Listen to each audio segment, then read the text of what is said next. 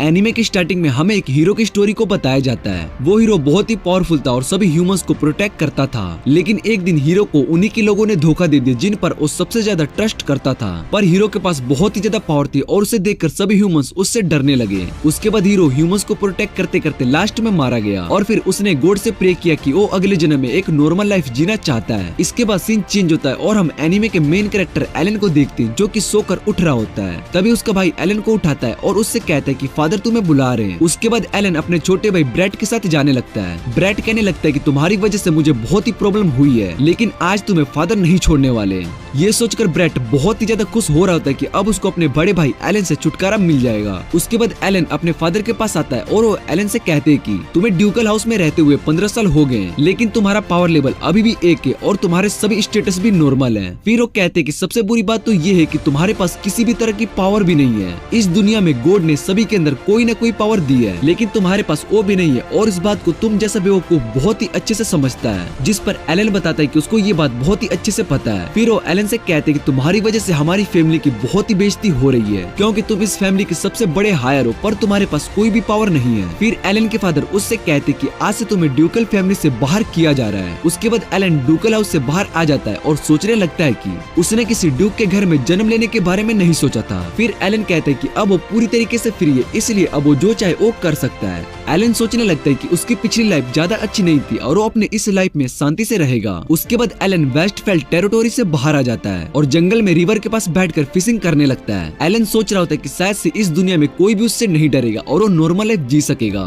इसके बाद एलन देखते है कि कुछ मॉन्स्टर्स इंसानों पर अटैक कर रहे होते हैं और वहाँ की सिचुएशन बहुत ही ज्यादा खराब हो चुकी है। फिर सीन चेंज होता है और हम एक नाइट को देखते हैं जो कि कुछ मॉन्स्टर से लड़ रही होती है। उस नाइट का नाम बैटरिस होता है और वो उन सभी मॉन्स्टर पर अटैक करती है, लेकिन वो मॉन्स्टर दोबारा से ठीक हो जाते हैं। ये देखकर बैटरिस सोचने लगती है कि वो प्रिंसेस रिस को इन सब से कैसे प्रोटेक्ट करेगी। फिर बैटरिस प्रिंसेस रिस को यहाँ से जाने के लिए कहती है, पर रिस बैटरिस की बात नहीं मानती है। उसके बाद बैटरिस उन सभी मॉन्स्टर से लड़ने लगती है। इधर एलन रिस को देखकर याद करता है कि वो उससे पहले भी मिल चुका है। फिर एलन याद करने लगता है कि वो एक पार्टी में उससे मिला था। उस पार्टी में सभी नोबल्स फैमिली एलन के बारे में बात कर रही होती कि वो एक फेलियर है, उसकी वजह से वेस्टफेल्ड फैमिली का नाम खराब हो रहा है। लेकिन रिस वहाँ पर थी जिसने सभी से कहा था कि एलन कोई फेलियर नहीं है और वो बहुत ही अच्छा है। एलन ये सब बातें याद करने के बाद कहता है कि वो प्रिंसेस रिस को जरूर प्रोटेक्ट करेगा। इधर एक मॉन्स्टर बैटरिस पर अटैक करके उसे घायल कर देता है, जिसे देखकर रिस बहुत ही ज्यादा डर जाती है और बैटरिस के पास आने लगती है। इधर एलन भी अपनी पावर का यूज करता है और तेजी से प्रिंसेस रिस के पास जाने लगता है।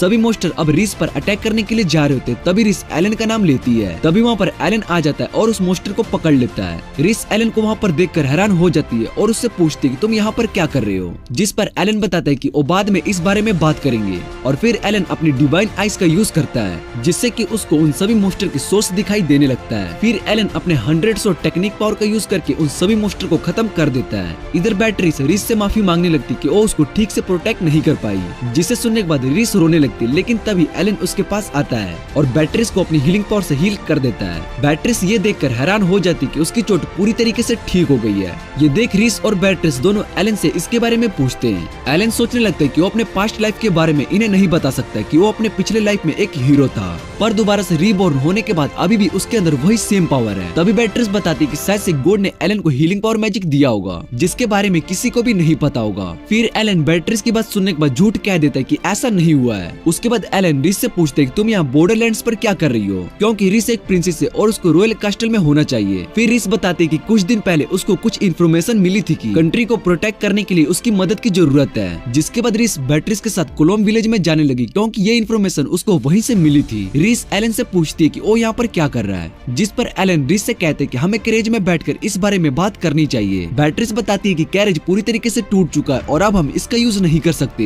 लेकिन एलन अपने मैजिक का यूज करके उस कैरेज को ठीक करने लगता है। रिस और बैटरिस ये देखकर हैरान हो रहे होते हैं। फिर वो सभी कैरेज में बैठकर कोलोम विलेज की ओर जाने लगते हैं। उसके बाद रिस एलन से पूछती है कि उसको वेस्ट लेफ्ट फैमिली से क्यों निकाला गया, जिस पर एलन बताता है कि उसके फादर को लगता है कि वो उनकी फैमिली के लायक नहीं है, क्योंकि उसके पास किसी भी तरह की मैजिक पावर नहीं है और उसकी वजह से वेस्ट लेफ्ट फैमिली का नाम खराब हो रहा है। फिर एलन रिस से पूछता है कि उसके पास जो पावर है, अगर उसके बारे में किंगडम में सभी को पता चल गया तो वो उसके पीछे पड़ जाएंगे। बैटरिस बताती है कि ये बात सच है और इसलिए हम तुम्हें तुम्हारे घर पर छोड़ के आएंगे, जिस पर रिस मना कर देती है और कहती है कि मैं कंट्री के लिए अपने फ्रेंड को खतरे में नहीं डाल सकती हूँ, इसलिए मैं एलन की मदद करूंगी जिससे कि वो एक अच्छी और नॉर्मल लाइफ जी सके। एलन रीस की बात सुनने के बाद खुश हो जाता है और उसको थैंक्स कहता है। उसके बाद वो सभी क्लोम विलेज में पहुंच जाते हैं। फिर वो देखते हैं कि विलेज में कोई भी नहीं है और रीस कहती है कि शायद से किसी मोस्टर ने इस विलेज पर अटैक किया होगा, जिस पर एलन बताता है कि ऐसा नहीं हो सकता क्योंकि उसको यहाँ पर कोई भी मोस्टर की पावर फील नहीं हो रही है। फिर बैटरीस एलन से कहती है कि जब से तुम हमारे साथ हो हम पर किसी भी मोस्टर ने अटैक नहीं किया, ये बहुत ही अजीब है। रीस बताती है कि शायद से सभी मोस्टर को हंटर्स ने मार दिया होगा और ऐसा भी तो हो सकता है कि वो विलेज में आने से डरते होंगे। फिर रीस बताते हैं कि यहाँ पर बहुत सारे लोग हैं। बैटरीस बताती है कि विलेज के सभी लोग यहाँ पर किसी काम से आए होंगे। तभी विलेज के सेफ एक लड़की को अपने घर से बाहर कर देता है। फिर रीस उस लड़की को देखकर पहचान जाती कि वो अकीरा है। उसके बाद वो अकीरा से पूछती कि वो यहाँ पर क्या कर रही है, लेकिन अकीरा रीस को याद नहीं होती है और उससे पूछती कि तुम कौन हो, जिसे सुनने के बाद रीस गुस्सा हो जाती है। फिर वो अकीरा से कहती कि तुम मुझसे मिलने के लिए आई थी और तुमने ही मुझे खतरे के बारे में बताया था, जिस पर अकीरा उन्हें बताती कि उसको किसी का भी नाम याद नहीं रहता है। फिर बैटरीस एलन से पूछती कि क्या उसको ब्रेबर के बारे में पता है, पर एलन को ब्रेबर के बारे में कुछ भी पता नहीं होता है। जिसके बाद बैटरीस एलन को बताती कि ब्रेबर एक तरह की पावर स्किल है जो कि गॉड सिर्फ एक ही ह्यूमन को देता है। वो पावर बहुत ही ज्यादा होती है और जिस भी ह्यूमन को वो पावर मिलती है उसको हम हीरो कहते हैं। फिर इस बताती है कि अकीरा के पास वो स्किल है और वो एक हीरो है। बैटरीस एलन को बताती कि लेडी रीस के पास भी लाइट मैजिक है। बैटरीस एलन को बताती कि लेडी रीस के पास भी लाइट मैजिक है, जिसे सुनने के बाद एलन कहते हैं कि तुम यहाँ पर हीरो को बचाने के लिए आए हो। उसके बाद वो सभी लंच करने के लिए जाते हैं, जहाँ पर अकीरा उन्हें बताती कि वो इस विलेज से गुजर रही थी। तभी रास्ते में उसको एक छोटी बच्ची मिलती है और उसने उसको बताया था कि विलेज के सभी लोगों ने उसको ड्रैगन के पास सेक्रीफाइस करने के लिए भेजा था। जिसे सुनने के बाद वो विलेज के सेफ से इस बारे में बात करने के लिए आई, पर विलेज का सेफ उसके बारे में कुछ भी बात नहीं करना चाहता है। जिसे सुनने के बाद बैटरीस कहती है कि ड्रैगन ने शायद से इस विलेज के लोगों को डराया होगा। फिर एलन बताता है कि बात कुछ और है, क्योंकि अगर ड्रैगन चाहता तो इस विलेज के सभी लोगों को मार सकता था। उसके लिए ये सब करना बहुत ही आसान है और शायद से इस पूरे विलेज को सेक्रीफाइस के लिए ऑफर किया होगा। फिर बैटरीस बताती है कि शायद इसीलिए हमें यहाँ पर कोई भी मोस्टर दिखाई नहीं दिया, क्योंकि वो सभी मोस्टर ड्रैगन से डर कर छुप गए होंगे। रीस अकीरा से उस बच्ची के बारे में पूछती कि वो अभी कहाँ पर है। अकीरा बताती कि उसने उस बच्ची को एक केव में छोड़कर आई है, क्योंकि अगर वो उसको अपने साथ विलेज में लेकर आती तो शायद से उसके साथ कुछ गलत हो सकता था। फिर अकीरा कहती है कि उस ड्रैगन को खत्म करने के लिए जा रही है। तभी एलन अकीरा से पूछते कि विलेज के लोगों ने उससे इसके बारे में कुछ भी नहीं कहा, तो वो उस ड्रैगन से लड़ने के लिए क्यों जा रही है। जिस पर अकीरा बताती कि उस छोटी बच्ची ने उससे रिक्वेस्ट की थी, इसलिए उसकी जान जरूर बचाएगी। रीस और बैटरीस दोनों अकीरा के साथ जाने के लिए मान जाते और एलन को थैंक्स कहते हैं, क्योंकि उसने उन दोनों की जान बचाई थी। तभी एलन बताता है कि वो भी उनके साथ जाएगा। जिस पर रीस एलन से पूछती है कि तुम भी तो अपनी जर्नी के लिए निकले हो, उसका क्या होगा। एलन बताता है कि वो अपने दोस्तों को ऐसे मुश्किल में छोड़कर नहीं जा सकता, इसलिए वो भी ड्रैगन को हराने में उनकी मदद करेगा। इसके बाद वो सभी अकीरा के साथ जंगल में आ जाते हैं। फिर अकीरा उन सभी को अपना प्लान बताती कि वो सामने से ड्रैगन के पास जाएगी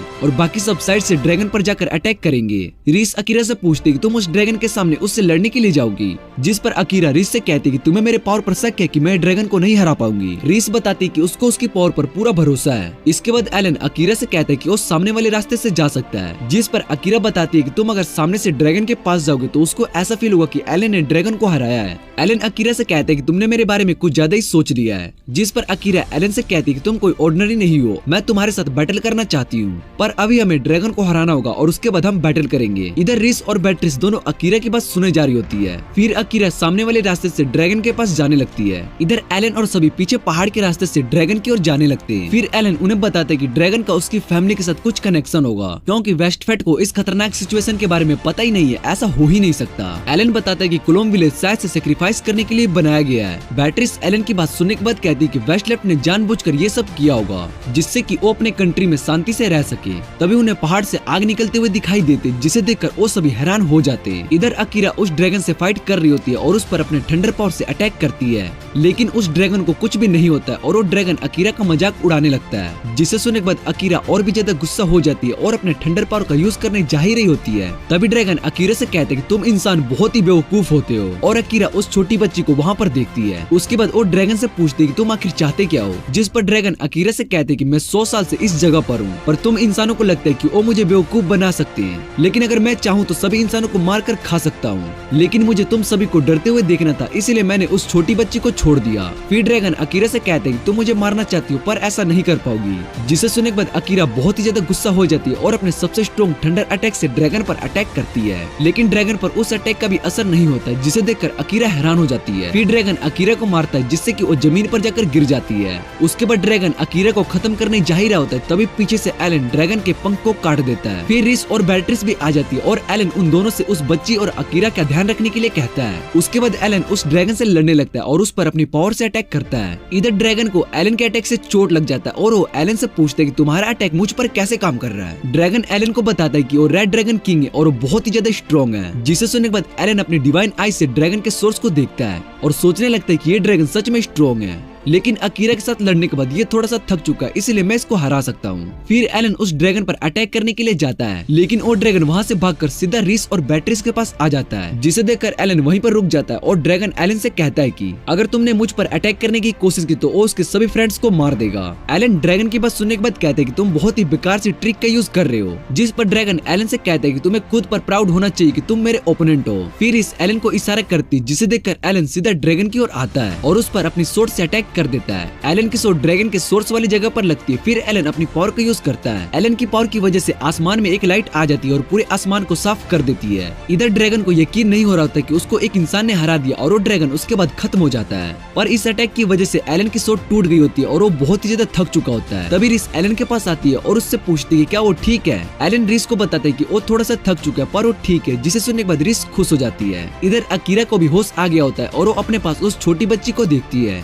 एलन सोचने लगता है कि उसने ड्रैगन को मारकर सभी को बचा लिया, लेकिन जैसा उसने अपनी लाइफ में सोचा था, वो एक नॉर्मल लाइफ जीना चाहता था, वैसा नहीं हो पाया। पर उसको अपने दोस्तों की मदद करके बहुत ही अच्छा लगा, क्योंकि जो लोग उस पर ट्रस्ट करते हैं वो उन्हें मुश्किल में नहीं छोड़ सकता है। एलन को देखती जो कि सोकर उठता है। फिर एलन रिस से पूछते कि क्या वो बहुत ही देर तक सो गया था, जिस पर रिस एलन से कहती कि तुम अभी ड्रैगन से लड़कर आए हो, इसलिए तुम्हारी बॉडी थक चुकी है। फिर एलन रिस से बाकी सभी के बारे में पूछता है और देखता है कि बैट्रिस और अकीरा साथ में स्वॉर्ड प्रैक्टिस कर रही होती है। उसके बाद एलन अपनी स्वॉर्ड को देखता है जो कि टूट चुकी होती है। रिस एलन से कहती कि तुम्हें मेरी रियल पावर के बारे में पता चल गया होगा, जिसके बाद एलन याद करता है कि रिस ने अपने मैजिक से अकीरा को हील किया था। फिर एलन बताता है कि मैंने एक संत के बारे में रूमर सुना था जो कि अपनी पावर से सभी को हील कर सकती है, लेकिन मुझे ये बात पता नहीं थी कि वो संत तुम ही होगी। रिस एलन से सॉरी कहती कि उसने ये बात उससे छुपा कर रखी थी, लेकिन एलन रिस से कहता है कि मुझे इस बात से फर्क नहीं पड़ता कि तुम सैंत हो, क्योंकि तुम मेरे लिए बस रिस हो। जिसे सुनने के बाद रिस बहुत ही ज्यादा खुश हो जाती है। फिर अकीरा एलन को अपने साथ बैटल करने के लिए बुलाती है। एलन रिस से कहता है कि उसको बैटल के लिए जाना होगा और वो वहाँ से चला जाता है। अगले सीन में एलन अकीरा से कहता है कि तुम हमारे साथ चल सकती हो, हम तुम्हें पास के गाँव में छोड़ देंगे। फिर अकीरा बताती है कि उसको कैरेज में जाना पसंद नहीं है और वो उस बच्ची को अपने साथ लेकर जाएगी।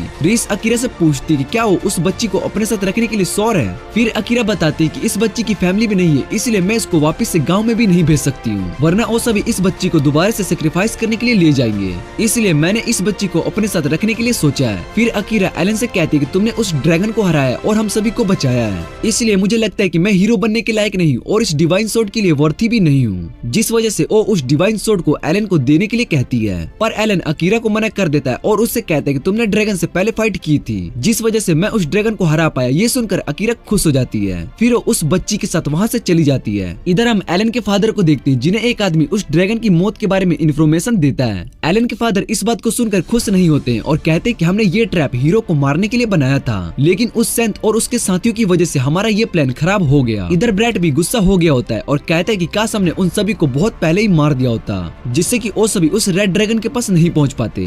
फिर एलन के फादर ब्रैट से कहते हैं कि जब तक वो सभी बॉर्डरलैंड्स के अंदर है हम उन्हें रोक सकते हैं। उसके बाद वो उस आदमी से पूछते कि किस समय सेंट और उसके साथ यहाँ पर आए हैं। फिर वो आदमी बताता है कि मैं इस बारे में पता लगाकर आपको अभी बताता हूँ। इतना कहने के बाद वो वहाँ से चला जाता है। इधर इस एलन को बताती कि उसकी एक दोस्त पास के गांव में रहती है और वो एक स्मिथ है, इसलिए वो एलन के लिए एक न्यू स्वॉर्ड बना सकती है। फिर बैट्रिस एलन को बताती कि वो स्मिथ एक हाफ एल्फ है और उसकी स्किल बहुत ही कमाल की है। उसके बाद रिस एलन से सॉरी कहती कि उसकी वजह से एलन को इतनी परेशानी हुई, जिस पर एलन रिस से कहता है कि इसमें तुम्हारी कोई भी गलती नहीं है। फिर एलन रिस से पूछता है कि तुम एक प्रिंसेस हो, इसलिए तुम वापस से कास्टल में कब जाने वाली हो। रिस बताती कि उसने अपने फादर से इस बारे में परमिशन ले लिया और उन्होंने बैट्रिस को मेरे साथ भेजा है। उसके बाद वो सभी रात में जंगल में रुकते। फिर एलन अपने मैजिक से बोनफायर जलाता है, जिसे देखने के बाद बैट्रिस हैरान हो जाती है और उसके बाद वो सभी बोनफायर के आगे आकर बैठ जाते हैं। इधर रिस को नींद आ रही होती है, तभी वो एलन के लेग में गिर जाती है। फिर जब उसको होश आता है तो वो एलन से इस बारे में उससे माफी मांगती है। बैट्रिस उन दोनों से कहती है कि तुम्हारी तो एंगेजमेंट हो गई, इसलिए तुम्हें एलन टच कर सकता है, जिसे सुनने के बाद रिस शर्मा जाती है और बैट्रिस से कहती है कि हमारी एंगेजमेंट टूट चुकी है। उसके बाद वो सभी सोने लगते और एलन आसमान में चांद को देख रहा होता है। फिर वो सोचने लगता है कि जब वो रिस से पहली बार मिला था तब आसमान में चांद बिल्कुल ऐसा ही था। उस दिन एलन बाहर चांद को देख रहा था, तभी उसके पास रीस आई थी और उसको एंगेजमेंट के बारे में बताया था। उसके बाद एलन सोचता है कि जैसा वो पीसफुल लाइफ चाहता था शायद से वो इसी तरह का होता। अगले दिन वो सभी गांव में पहुंच जाते और वो घूमने लगते। बैट्रिस उन्हें बताती कि ये गांव बॉर्डरलैंड पर है, जिस वजह से यहाँ पर बहुत सारे एडवेंचरर आते हैं। उसके बाद वो सभी उस स्मिथ के पास पहुंच जाते जो कि गांव से बहुत ही दूर जंगल में होता है। रीस एलन को बताती कि वो तुम्हारे लिए एक अच्छी सोड बनाएगी।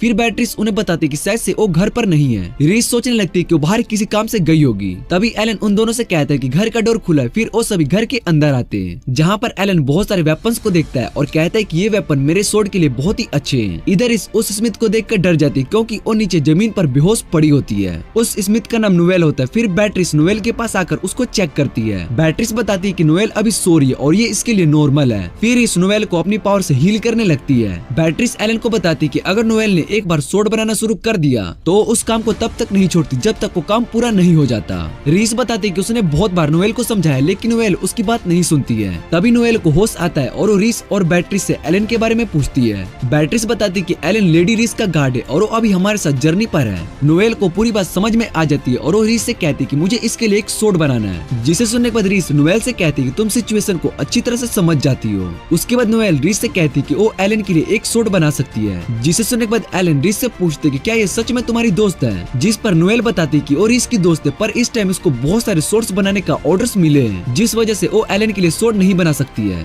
फिर नोएल एलन से कहती कि तुम्हारे पास तो पहले से ही एक सोड है। एलन नोएल को बताता है कि ये सोड टूट चुकी है। फिर उसको अपनी सोड दिखाता है। नोएल जैसे ही उस सोड को देखती है तो उसको पता चल जाता है कि इस सोड को उसकी लिमिट तक यूज किया गया है, लेकिन ऐसा भला कोई इंसान कैसे कर सकता है। फिर नोएल एलन के लिए एक सोड बनाने के लिए मान जाती है, पर उसकी एक कंडीशन होती है। वो एलन से पूछती है कि क्या उसको एक सोड चाहिए जो कि डिवाइन सोड से भी ज्यादा स्ट्रॉन्ग हो। बैट्रिस बताती है कि डिवाइन सोड का यूज सिर्फ हीरोज ही कर सकते हैं और उससे स्ट्रॉन्ग सोड के बारे में मैंने कभी नहीं सुना है। उसके बाद नोएल बताती है कि कितना भी बड़ा कोई स्मिथ क्यों ना हो, वो तब तक एक स्ट्रॉन्ग सोड नहीं बना सकता जब तक उसको उस सोड के लिए उसका वर्ती इंसान ना मिल जाए। पर अब उसको एलन मिल चुका है, इसलिए वो उसके लिए एक स्ट्रॉन्ग सोड बना सकती है। एलन नोएल की बात समझ जाता है और उसको सोड बनाने के लिए हाँ कर देता है, जिसे सुनने के बाद नोएल सोड बनाने के लिए रेडी हो जाती है और उन सभी को घर से बाहर कर देती है। फिर नोएल वेनेसा को याद करने लगती जिसने कि उसको सोड बनाना सिखाया था। नोएल सोचने लगती कि वो एक अच्छी सोड बना करेगी जो कि डिवाइन सोड से भी ज्यादा स्ट्रॉन्ग होगी। इधर इस नोएल के बारे में सोच रही थी कि वो इस बार सोड बनाते टाइम ज्यादा जोर ना डाले। फिर बैट्रिस एलन को बताती कि नोएल को काम करते टाइम बात करना पसंद नहीं है क्योंकि इन सब से उसका फोकस टूट जाता है। उसके बाद वो सभी गाँव में वापस जाने लगते हैं। तभी पेड़ पर हम एक लड़की को देखते हैं जो कि एलन और सभी को देख रही होती है। फिर वो इस बारे में उस आदमी को बताती जिसने एलन के फादर को सेंट और उसके दोस्तों के बारे में पता लगाने के लिए भेजा था। वो आदमी सोचने लगता है कि सेंट के साथ वो लड़का कौन है, क्योंकि इन्फॉर्मेशन के हिसाब से सेंट के साथ बस एक फीमेल गार्ड आने वाली थी। इधर एलन उन दोनों से पूछता है कि हमें आगे क्या करना चाहिए क्योंकि वो बहुत ही बोर हो रहा है, जिस पर बैट्रिस एलन से कहती है कि तुम्हें अभी रिलैक्स करना चाहिए और वैसे भी तुम यही चाहते थे। फिर इस एलन से कहती है कि तुम्हें यहाँ पर एडवेंचर गिल्ड को देखने के लिए जाना चाहिए। बैट्रिस एलन को बताती है कि तुम वहाँ पर ड्रैगन के आइटम को भी अच्छे प्राइस में बेच सकते हो। एलन को उनका आइडिया बहुत ही अच्छा लगता है और वो बताता है कि जब से उसको फैमिली से बाहर कर दिया गया है तब से उसके पास पैसे भी नहीं है। एलन उन दोनों से पूछता है कि अब तुम क्या करने वाले हो, जिस पर रीस बताती है कि वो और बैट्रिस दोनों गांव में थोड़ा घूमने के लिए जा रही हैं। फिर एलन एडवेंचर गिल्ड में आ जाता है और वहाँ पर उन ड्रैगन स्केल को दिखाता है, जिसे देखने के बाद रिसेप्शन वाली लड़की उन ड्रैगन सेल्स को देखकर हैरान हो जाती है। फिर वो अंदर इस बारे में मैनेजर को बताने के लिए चली जाती है। इधर एलन के पास वो आदमी और लड़की आ जाती है जो कि जंगल में होते हैं। फिर वो आदमी एलन को अपना नाम होरेस बताता है और उसके साथ जो लड़की होती है वो अपना नाम मेलन बताती है। होरेस एलन से उस रेड ड्रैगन के बारे में पूछते हैं कि क्या उसने उस ड्रैगन को खुद ही हराया है या फिर उसके साथ कुछ और लोग भी थे, जिस पर एलन बताता है कि वो अकेला उस रेड ड्रैगन को नहीं हरा सकता है। जिसके बाद होरेस एलन से कहता है कि क्या तुम्हारी मदद हीरोज ने की थी, जिस पर एलन होरेस से कहता है कि हाँ तुमने सही कहा, रेड ड्रैगन को हराने में उसकी मदद हीरो ने की थी। तभी वहाँ पर रिसेप्शन वाली लड़की आती है और एलन से कहती है कि हम इस ड्रैगन स्केल को एक्सचेंज करने के लिए रेडी हैं। फिर एलन देखते हैं कि होरेस और वो लड़की वहाँ से जा चुके हैं। इधर होरेस मेलन से कहता है कि भला उस फेलियर के पास कोई स्किल कैसे आ सकती है। अगले दिन एलन रीस और बैट्रिक्स के साथ नोएल के घर पर जाता है, जहाँ पर उसको नोएल फिर से बेहोश मिलती है। फिर इस नोएल को हील करने लगती है, जिसके बाद नोएल को होश आता है और वो उन्हें सोड दिखाती है। एलन को वो सोड बहुत ही अच्छी लगती है। फिर नोएल एलन से कहती है कि हमें इस सोड को टेस्ट करना होगा, जिसे सुनने के बाद रीस गुस्सा हो जाती है और नोएल से कहती है कि पहले तुम्हें ठीक होना पड़ेगा। नोएल रीस को डर जाती है और उसकी बात मान लेती है। फिर एलन और नोएल दोनों जंगल में सोड को टेस्ट करने के लिए जाने लगते हैं। एलन नोएल से पूछते है कि वो एक स्मिथ क्यों बनना चाहती थी, जिस पर नोएल उसको बताती कि उसको अपने पेरेंट्स के बारे में कुछ भी नहीं पता है। एक दिन वो इस जंगल में गुम गए, लेकिन एक लड़की जिसका नाम वेनेसा था उसने उसकी जान बचाई। वो एक स्मिथ थी और उसी ने मुझे सोड बनाना सिखाया था। फिर नोएल एलन से कहती कि तुम यहाँ पर मेरा पास्ट जानने के लिए नहीं आए, और वो आगे जाने लगती है। तभी एलन के पास होरेस और मिलेन आ जाते हैं। फिर वो एलन से पूछती है कि तुम यहाँ पर गिल्ड क्वेस्ट को पूरा करने के लिए मोस्टर से लड़ने के लिए आए हो, जिस पर एलन उन्हें बताते कि वो यहाँ पर मोस्टर से लड़ने के लिए आया है। फिर होरेस एलन से कहते हैं कि हम बाद में मिलेंगे, और इसके बाद वो वहाँ से चला जाता है। नोएल जब होरेस को देखती है तो वो उसको अजीब लगने लगता है। इधर होरेस मिलेन से एलन पर नजर रखने के लिए कहता है, जिसके बाद मिलेन अपनी पावर को यूज करके वहाँ से गायब हो जाती है। फिर हम एलन को देखते हैं जो कि सभी मोस्टर्स को खत्म किए जा रहा होता है। उसके बाद नोएल एलन की सोड को अपनी आंखों से चेक करने लगती है कि कहीं वो खराब तो नहीं हुई है, जिस पर एलन नोएल से पूछते कि क्या यही उसकी पावर है। फिर नोएल एलन को बताती कि वो अपनी आंखों की मदद से किसी भी वेपन की पावर को देख सकती है। उसके बाद नोएल एलन से कहती कि हमें जंगल के और अंदर जाना चाहिए और स्ट्रॉन्ग मोस्टर पर इस सोड का यूज करना चाहिए। जिसके बाद वो और एलन जंगल के और अंदर जाने लगते हैं और वहाँ पर उन्हें व्हाइट फॉग मिलती है, जिसे देखने के बाद एलन उस सोड का यूज करता है और उस व्हाइट फॉग को हटा देता है। तभी उन्हें वहाँ पर एक बड़ा सा वुल्फ मोस्टर दिखाई देता है, जिसे देखकर नोएल बहुत ही ज्यादा डर जाती है, क्योंकि उस वुल्फ मोस्टर ने उसके सामने ही वेनेसा को मार दिया था। और इस बात को याद करने के बाद नोएल और भी ज्यादा डरने लगती है। फिर नोएल एलन से कहती है कि वो उस सोड का यूज करके उस मोस्टर को खत्म कर दे। एलन भी नोएल की बात सुनने के बाद थोड़ा हैरान हो जाता है, पर उसकी बात मान लेता है और पास्ट का सीन देखते हैं जहाँ पर वेंसिया अपने घर में सोड बना रही होती है। नोएल भी वेंसिया को सोड बनाते हुए देख रही होती है और वेंसिया से बात करने की कोशिश करती है, पर वेंसिया अपने काम में पूरी फोकस्ड होती है, जिस वजह से वो नोएल की बात नहीं सुनती है। पर वेनिसा अपने काम में पूरी फोकस्ड होती है, जिस वजह से वो नोएल की बात नहीं सुनती है। ये देखकर नोएल को गुस्सा आ जाता है और वो वहाँ से चली जाती है। शाम को नोएल फिर से वेनिसा के पास आती है, पर वेनिसा अभी भी सोड बना रही होती है, जिसे देखने के बाद नोएल को और भी ज्यादा गुस्सा आ जाता है, क्योंकि वेनिसा उसकी बातों को इग्नोर कर रही होती है। फिर नोएल वहाँ पर पड़ी एक सोड को उठाने की कोशिश करती है, जो कि बहुत ही भारी होती है। नोएल उस सोड को लेकर नीचे गिर जाती है, जिससे कि सभी टूल्स भी जमीन पर नीचे गिर जाते हैं। लेकिन वेनिसा को इन सब से कोई भी फर्क नहीं पड़ रहा होता है और वो अभी भी अपने काम पर फोकस्ड होती है, जिसे देखने के बाद नोएल को और भी ज्यादा गुस्सा आ जाता है। फिर नोएल वेनिसा को काम करते हुए देखने लगती है। नोएल को एक तरह से वेनिसा पागल लग रही होती है, क्योंकि वो बिना रेस्ट किए लगातार काम किए जा रही होती है। अगली सुबह जब नोएल का आवाज आना बंद हो जाता है तो वो देखती है कि वेनिसा का काम पूरा हो चुका है, उसने अपने सोड को बना लिया, और ये देखकर नोएल बहुत ही ज्यादा हैरान हो जाती है। इसके बाद हम वापस से प्रेजेंट में आ जाते हैं, जहाँ पर नोएल एलन को उस वुल्फ मोस्टर को मारने के लिए कहती है। लेकिन एलन नोएल की बात नहीं मानता है और उससे कहते हैं कि मैं उस मोस्टर को नहीं मार सकता हूँ, क्योंकि इस मोस्टर ने हम पर अटैक नहीं किया है और उसको मारने के लिए मेरे पास कोई भी रीजन नहीं है। इसलिए एलन नोएल को मना कर देता है और कहता है कि वो उसका ये बदला नहीं ले सकता है। जिसे सुनने के बाद नोएल एलन से उस सोड ले लेती है और उस मोस्टर पर अटैक करने के लिए जाती है। लेकिन एलन नोएल से कहता है कि वो कुछ भी नहीं कर पाएगी, क्योंकि वो मोस्टर एक फेनरिर है, जिस पर तुम्हारा ये सोड काम नहीं करेगा, और उस फेनरिर के ऊपर एक बैरियर है, जिसे सिर्फ एक डिवाइन सोड ही तोड़ सकती है। नोएल एलन की बात सुनने के बाद कहती है कि ये सोड डिवाइन सोड से भी ज्यादा स्ट्रॉन्ग है, जिस पर एलन नोएल को बताता है कि ये सोड डिवाइन सोड जितनी स्ट्रॉन्ग नहीं है, और ये बात तुम्हें भी पता है। फिर एलन नोएल से कहता है कि अगर तुम फिर भी इस मोस्टर को मारना चाहती हो तो तुम कोशिश कर सकती हो, मैं तुम्हें ऐसा करने से नहीं रोकूंगा। इतना कहने के बाद एलन वहाँ से चला जाता है। फिर एलन बैट्रिस और रिस को उस फेनरिर के बारे में बताता है। वो दोनों भी सोचने लगते हैं कि इतना स्ट्रॉन्ग मोस्टर यहाँ पर कैसे आ सकता है, जिस पर एलन उन्हें बताता है कि इस मोस्टर को किसी ने अपने साथ लाया है, क्योंकि मुझे भी उस जंगल में कुछ अजीब सी पावर फील हो रही थी। उसके बाद एलन रिस से पूछता है कि उसका काम हो गया, जिस वजह से वो इस गाँव में आई है। फिर रिस एलन को बताती है कि 3 मंथ पहले उसके किंगडम के एक जनरल का मर्डर कर दिया गया, लेकिन हमें उसके बारे में कुछ भी पता नहीं चला, और वो मर्डरर जनरल का सर काट कर ले गया। हमने उस रूम की पूरी तरह से इन्वेस्टिगेशन भी करी, लेकिन हमें उसमें कोई भी एविडेंस नहीं मिला। फिर एलन उनकी बात समझ जाता और बैट्रिस बताती है कि इन सब के पीछे डीमन है और हम उसकी पावर के बारे में कुछ भी नहीं जानते। एलन उन्हें बताता है कि उसने पहले कभी इसके बारे में नहीं सुना कि एक डीमन ने इंसान का मर्डर किया है, शायद से ये किसी तरह का एक पॉलिटिकल अफेयर होगा। जिस पर बैट्रिस कहती है कि कोई उन डीमंस की पावर का यूज कर रहा है। फिर इस बताते है कि वो यहाँ पर इन्वेस्टिगेशन के लिए आई है, जिससे कि उन्हें पता चल सके कि इन सब के पीछे कौन है। एलन उन्हें बताता है कि उसको यहाँ पर ऐसा कोई इंसान नहीं मिला जिस पर उसको शक है। एलन की बात सुनने के बाद वो दोनों हैरान हो जाते हैं। इधर हम जंगल में मिलेन को देखते हैं, जो कि उस फेनरिर के पास होती है। मिलेन सोचने लगती है कि एलन के पास ऐसी कौन सी पावर है जिस वजह से उसने इस फेनरिर के बैरियर को तोड़ दिया। फिर मिलेन होरेस के पास आती है और उसको इन्फॉर्मेशन देती है। होरेस मिलेन से कहता है कि उन्हें जल्दी यहाँ पर कुछ करना होगा, क्योंकि ऐसे खाली बैठने से उन्हें कुछ भी पता नहीं चल सकता है। फिर होरेस मिलेन से सेंट और उसके एल्फ का सर काट कर लाने के लिए कहता है, जिसे सुनने के बाद मिलेन थोड़ी हैरान हो जाती है और ये देखकर होरेस उसके पास आता है। होरेस मिलेन से कहता है कि तुम्हें इस बात से कोई फर्क नहीं पड़ना चाहिए।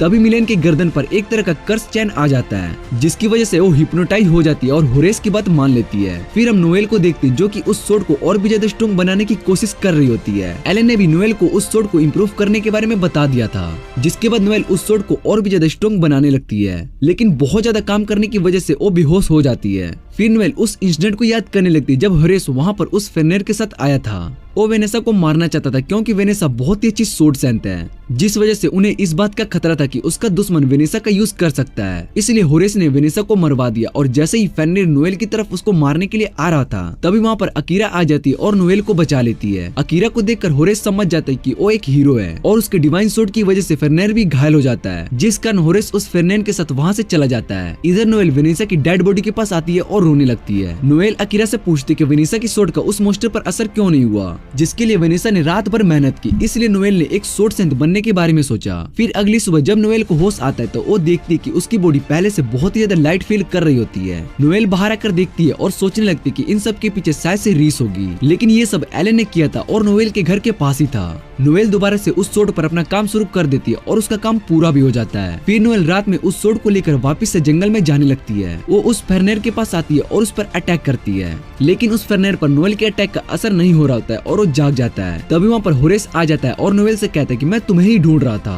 फिर नोएल होरेस से पूछती है कि तुम मुझे मारना चाहते हो है ना, जैसे तुमने वेनेसा को मारा था। वेनेसा का नाम सुनने के बाद होरेस को याद आता है और वो नोएल से पूछते है कि तुम उस सोर्ड सेंट की बात कर रही हो। ये देखकर होरेस खुश हो जाता है और नोएल से पूछते है कि तुम वही एल्फ हो जो कि वेनेसा के साथ थी, जिसे सुनने के बाद नोएल गुस्सा हो जाती है और उस फेनरिर पर अटैक करती है, लेकिन फेनरिर उसके अटैक से बच जाता है और नोएल को लात मारता है, जिससे कि नोएल जमीन पर नीचे गिर जाती है। फिर होरेस नोएल से कहता है कि मैं तुम्हें एक चांस देना चाहता हूँ। वो नोएल को अपने साथ काम करने के लिए पूछता है और बताता है कि तुम्हारे पास एक स्पेशल पावर है, इसलिए मैं चाहता हूँ कि तुम मेरे साथ काम करो, क्योंकि फेनरिर का खाना बनने से अच्छा मैं चाहता हूँ कि तुम मेरे किसी काम आओगी। फिर नोएल होरेस से स्पेशल पावर के बारे में पूछती है, जिस पर होरेस बताता है कि इस दुनिया में 5 ही लोग ऐसे हैं जिनके पास स्पेशल पावर है और उनमें से कुछ हमारे लिए भी काम करते हैं। नोएल को मिलेन याद आती है जो कि होरेस के साथ थी और होरेस से उसके बारे में पूछती है। होरेस नोएल को बताता है कि मिलेन का होमलैंड और फैमिली पूरी तरीके से खत्म हो चुका था, पर वही अकेली बच गई और हमने उसको अपने साथ रख लिया, लेकिन उसके घर और फैमिली को हमने खत्म किया था। नोएल होरेस से कहती कि वो उसके साथ काम नहीं करेगी चाहे उसकी मौत क्यों न हो जाए। इतना सुनने के बाद होरेस फेनरिर से नोएल पर अटैक करने के लिए कहता है, लेकिन तभी वहाँ पर एलन आ जाता है और नोएल को बचा लेता है। एलन को वहाँ पर देखकर होरेस उससे कहता है कि तुमने यहाँ पर आकर गलती कर दी और बताता है कि अब सेंट की जान खतरे में, क्योंकि मैंने अपने एक सर्वेंट को रीस का सर काट के लाने के लिए भेजा है। इधर हम मिलेन को देखते हैं जो कि गायब होकर रीस के पास उसको मारने के लिए आ रही होती है, लेकिन जैसे ही वो रूम के अंदर आती है तो उसकी पावर काम नहीं करती है और वो दिखने लगती है। फिर एलन होरेस से कहता है कि तुम मिलेन की बात कर रही हो पर वो रीस को नहीं मार पाएगी।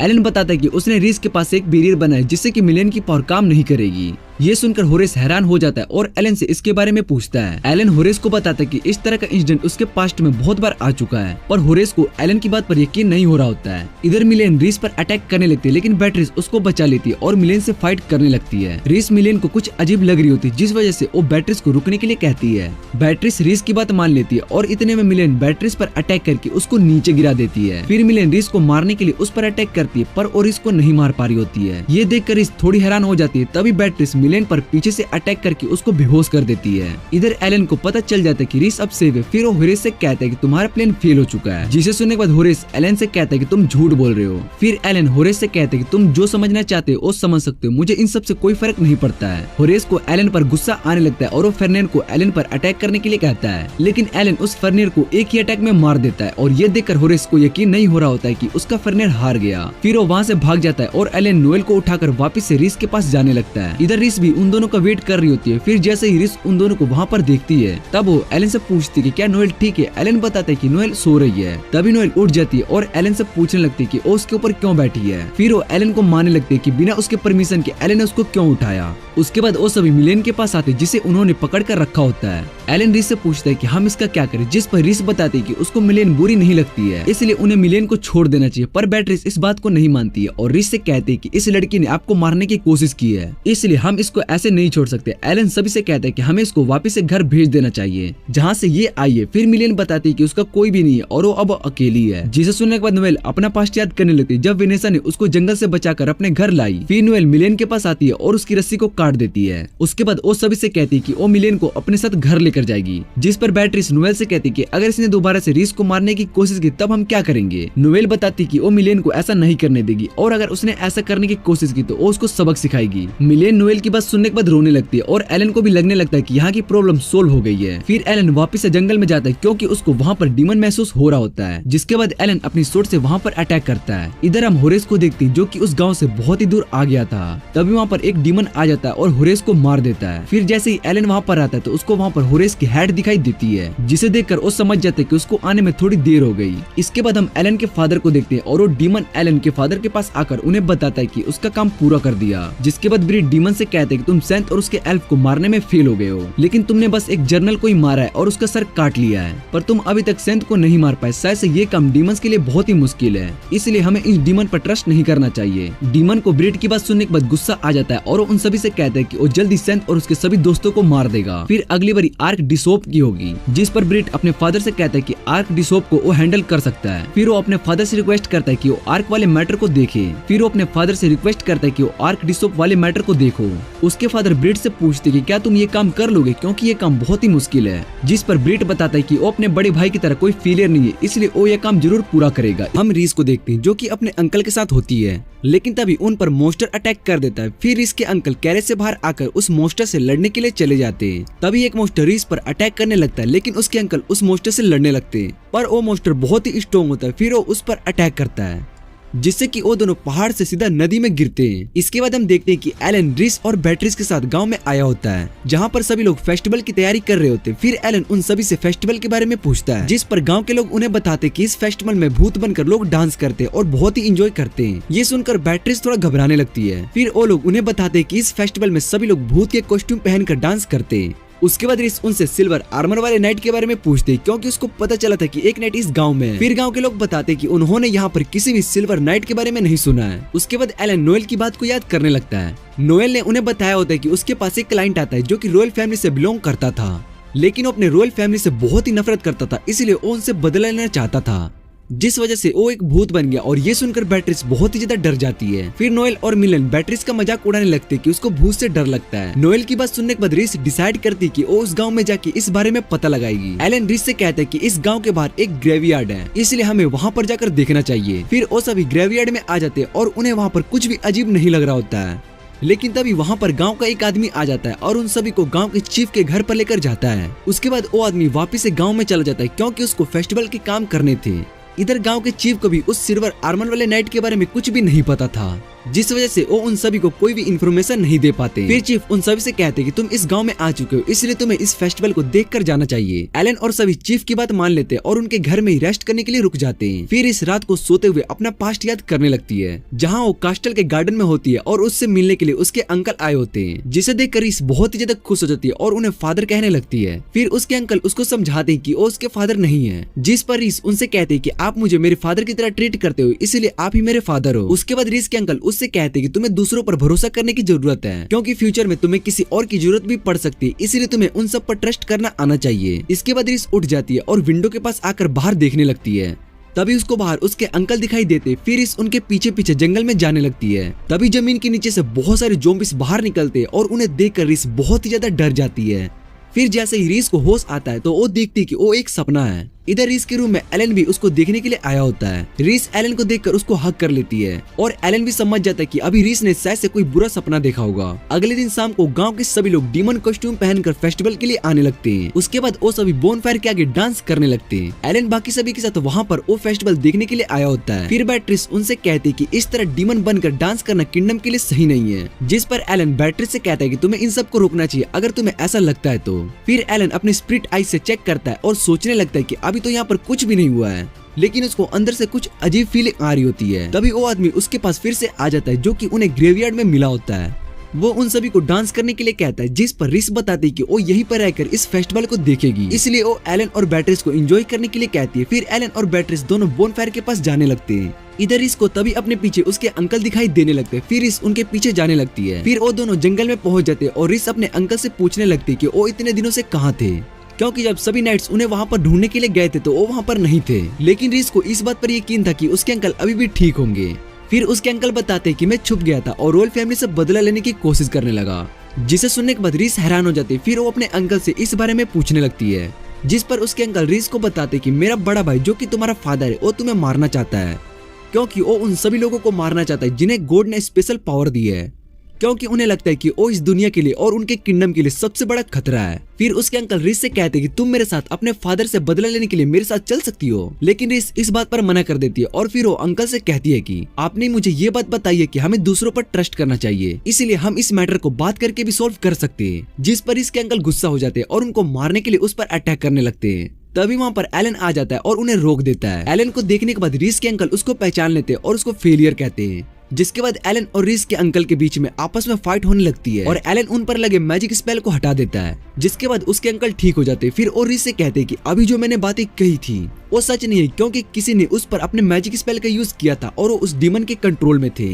फिर वो बताते कि उनके पास ज्यादा टाइम नहीं है। इसके बाद वो उन्हें अपना पास्ट बताते कि वो रॉयल फैमिली में सेकंड हायर थे, इसलिए किंगडम में उनकी ज्यादा वैल्यू नहीं की जाती थी और लोगों को लगता था कि वो अपने बड़े भाई की वजह से ही सब कुछ है, जिस वजह से उसके अंकल ने बहुत ही मेहनत की और किंगडम की आर्मी के वॉइस कमांडर बन गए। पर वो हमेशा रिस का अच्छा चाहते थे, इसलिए वो रिस को अपनी बेटी की तरह ट्रीट करते थे। फिर उसके अंकल एलन से 2 बातों की रिक्वेस्ट करते और एलन उनकी बात मान लेता है। जिसके बाद वो एलन से कहते कि तुम्हें हमेशा रिस के साथ रहना होगा और उसको प्रोटेक्ट करना होगा। एलन उनकी बात मान लेता है। फिर उसके अंकल उसको दूसरी बात बताते हैं कि वो उससे बैटल करना चाहते हैं।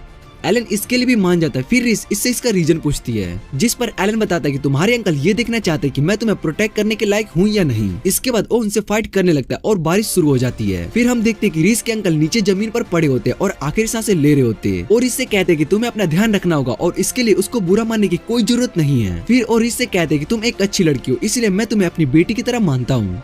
इतना कहने के बाद उनकी मौत हो जाती है और रिस ये देखकर रोने लगती है। इसके बाद एलन वापस से गांव में आ जाता है और गांव के चीफ से बातें करने लगता है। चीफ एलन से पूछते हैं कि तुम्हें मेरे बारे में कैसे पता चला, जिस पर एलन बताता है कि उसको शुरू से यहाँ के बारे में पता चल गया था। जिसके बाद हम देखते हैं कि चीफ भी एक डीमन होता है और फिर वो अपने पावर से उन सभी ज़ॉम्बी को बुलाकर कंट्रोल करने लगता है। असल में चीफ ही रिस के अंकल को अपनी पावर से कंट्रोल कर रहा था, लेकिन एलन उन सभी को अपनी सोर्ड से एक ही अटैक में काट देता है। जिसके बाद उसको वहाँ पर एक स्टोन मिलता है। इधर डीमन जब ये बात एलन के फादर को बताता है कि वो अपने प्लान में एक बार फिर फेल हो गया, तो ब्रिट इस बात को सुनने के बाद गुस्सा हो जाता है और उसके फादर बताते हैं कि आज भी सो भी हमारे ही साथ है, इसलिए हमें ज्यादा सोचने की कोई जरूरत नहीं है। इधर एलन और सभी वापस से किंगडम की ओर जा रहे होते हैं और एलन सोच रहा था कि इन सब से ब्रिट भी रिलेट है। फिर बैटरीज बताती है कि हमारे एक जर्नल को मार दिया गया है और अभी दूसरे जर्नल किंगडम में इस इंसिडेंट के बारे में पता लगा रहे हैं। तभी रिस के पास एक मैसेज आता है कि जनरल श्रीवल वापस आ चुके हैं और ये सुनकर सभी हैरान हो जाते हैं। हम वेस्टफेल्ड फैमिली को देखते हैं जहाँ पर एलन की मदर की डेथ हो चुकी थी और इस बात से उसके फादर को बहुत ही बुरा लगा। लेकिन ब्रिट ने जब अपने फादर को देखा तो उसको बहुत ही ज्यादा डर लगने लगा। फिर कुछ सालों बाद जब ब्रिट अपने फादर से बात करने की कोशिश करता है तो वो उससे बात नहीं करते थे, जिसे देखकर ब्रेट को बहुत ही बुरा लगने लगा। और जब एलन ब्रेट के पास आता है तो ब्रेट उस पर गुस्सा करने लगता है। वो एलन से कहता है कि तुम भी फादर की तरह ही और तुम्हें बाकी किसी और से कोई फर्क नहीं पड़ता है। लेकिन जब एक दिन ब्रेट अपने फादर के पास आता है तो उसके फादर ब्रेट से कहते हैं कि हमारे बदले का टाइम आ चुका है, इसलिए हम किंगडम और गोड्स दोनों से बदला लेने वाले हैं। और इतना कहने के बाद वो उस लेटर को जला देते हैं। फिर वो हंसने लगते हैं और ये देखकर ब्रिट सोचने लगता है कि अब वो उस किंगडम को अपने हाथ में रखेगा। इधर किंगडम में सभी लोग ये सोच रहे होते हैं कि जनरल श्रीवल वापस कैसे आ गया, क्योंकि उसकी तो मौत हो चुकी थी। इसके बाद हम कैप्टन एडवर्ड को देखते हैं जो कि वॉइस कैप्टन क्लार्क के साथ टाउन में इन्वेस्टिगेशन कर रहे होते हैं। तभी क्लार्क एडवर्ड से पूछते हैं कि क्या जनरल श्रीवल सही में वापस आ गए या फिर वो कोई इंपोस्टर है। जिस पर कैप्टन एडवर्ड बताते हैं कि अभी हमारा मेन काम इस किंगडम को प्रोटेक्ट करना है, लेकिन हम इस बात को नहीं भूल सकते कि क्लार्क ने इस किंगडम को बहुत बार प्रोटेक्ट किया है, इसलिए हमें जल्दी से इन सब के बारे में पता लगाना होगा। तभी उनके सामने एक आदमी आ जाता है और वो आर्क शिपर होता है। फिर कैप्टन आर्क बिशप से पूछते हैं कि आप इस जगह पर क्या कर रहे हो और उसके साथ कोई गार्ड क्यों नहीं है। आर्क बिशप एडवर्ड से कहते हैं कि मुझे तुमसे कोई इंपॉर्टेंट बात करनी है, इसलिए तुम मेरे साथ चल सकती हो। एडवर्ड आर्क बिशप की बात मान लेता है। फिर क्लर्क एडवर्ड से कहता है कि मैं भी आपके साथ चलूंगा, जिस पर एडवर्ड उसको मना कर देता है और बताता है कि तुम्हारे यहाँ पर रहना जरूरी है और वैसे भी मैं जल्दी वापस आ जाऊंगा। फिर जब वो आर्क बिशप के साथ रूम में जाता है तभी वहाँ पर एडवर्ड के पीछे कोई अटैक करता है, जिसे एडवर्ड रोक लेता है और वो इंसान कोई और नहीं बल्कि एलन के फादर सिराग होते हैं। एडवर्ड सिराग को देखकर उससे पूछते कि मैंने तुम्हें तुम्हारी वाइफ की मौत के बाद से नहीं देखा, क्योंकि तुम उसके मौत के बाद जल्दी कभी इस जगह पर नहीं आए थे। फिर सिराग एडवर्ड से फाइट करने लगता है और सिराग उसको बताता है कि मैंने तुमसे बहुत बार फाइट की है पर हर बार तुम जीत गए, लेकिन इस बार इस फाइट को मैं जीतने वाला हूँ। एडवर्ड सिराग से इसके पीछे का रीजन पूछता है कि वो ऐसा क्यों कर रहा है। फिर सिराग बताता है कि आर बिशप मेरे साथ है और मुझे इस दुनिया से कुछ भी नहीं चाहिए, इसलिए मैं इस किंगडम और यहाँ के सभी लोगों की पावर को खत्म कर दूंगा। इधर हम ब्रिट को देखते हैं जो कि किंगडम की ओर जा रहा होता है। फिर ब्रिट अपने पास्ट को याद करने लगता है। जब उसकी मॉम की डेथ हो गई थी तब इस बारे में उसने एलन से पूछा था, जिस पर एलन बताता है कि एक दिन हर इंसान को मरना होता है, इसलिए हम इसको बदल नहीं सकते।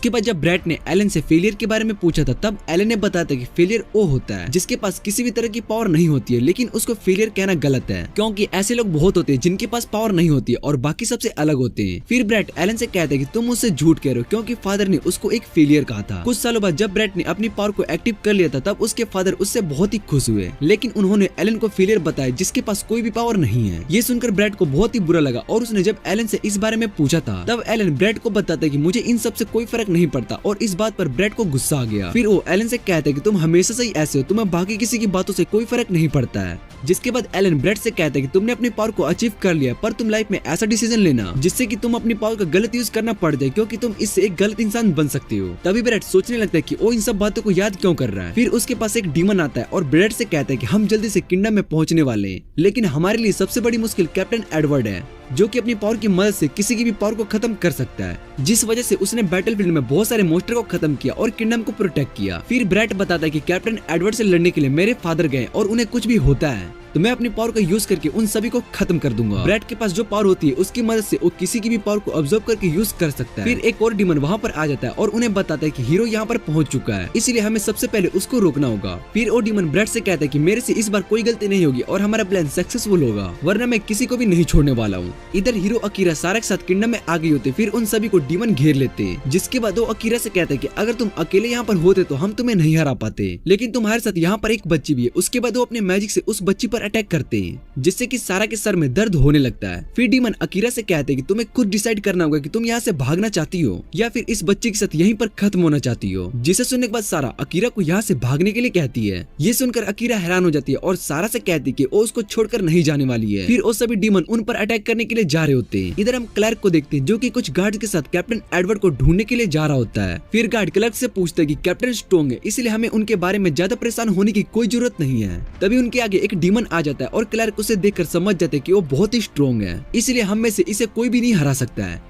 इसके बाद हम आर्बीशॉप और कैप्टन एडवर्ड को देखते हैं जो कि किंगडम में सभी लोगों को मैनिपुलेट करने के लिए आए होते हैं। आर्बीशॉप सभी को बताता है कि गॉड ने उन्हें जो भी स्किल दी है असल में उस स्किल की वजह से वो गॉड की स्लैब बन चुके हैं, इसलिए आज से उन्हें अपनी स्किल को छोड़ देना चाहिए जिससे कि वो अपनी लाइफ को खुद के हिसाब से जी सके। पर लोगों को ये बात समझ में नहीं आ रही थी क्योंकि उन्हें पता होता है कि उनकी पावर उनके लिए बहुत ही इंपॉर्टेंट है। वो पावर उन्हें स्ट्रॉन्ग बताते हैं। जिसके बाद वहाँ पर ब्रेट आ जाता है। फिर ब्रेट सभी को इसके बारे में सब जानने लगता है कि उनकी सेफ्टी के लिए उन्हें अपनी पावर की जरूरत नहीं है। उसके बाद वो उन्हें एक मॉन्स्टर को दिखाता है और बताता है कि ये मॉन्स्टर अकेला ही 10,000 सोल्जर के बराबर है, इसलिए हमें अपने सेफ्टी के बारे में नहीं सोचना चाहिए और अपनी पावर को हमेशा के लिए रिलीज कर देना चाहिए जिससे कि हम गॉड के सेलेब ना बन सके। फिर वो लोग बताते हैं कि हम इस पावर को भला कैसे रिप्लेस कर सकते हैं, जिस पर ब्रेट बताता है कि मेरी पावर की मदद से मैं सभी की पावर को उन सभी से अलग कर सकता हूँ। उसके बाद वहाँ पर एक डीमन आता है और फिर जैसे ही लोग उस डीमन को देखते तो वो बहुत ही ज्यादा डर जाते हैं। ब्रेट सभी को समझाता है कि हमें डीमन से डरने की कोई जरूरत नहीं है, ये सभी हमारी मदद कर सकते हैं, ये सब हमें अपनी पावर से प्रोटेक्ट करेंगे, इसलिए हमें इनके साथ मिलकर काम करना चाहिए।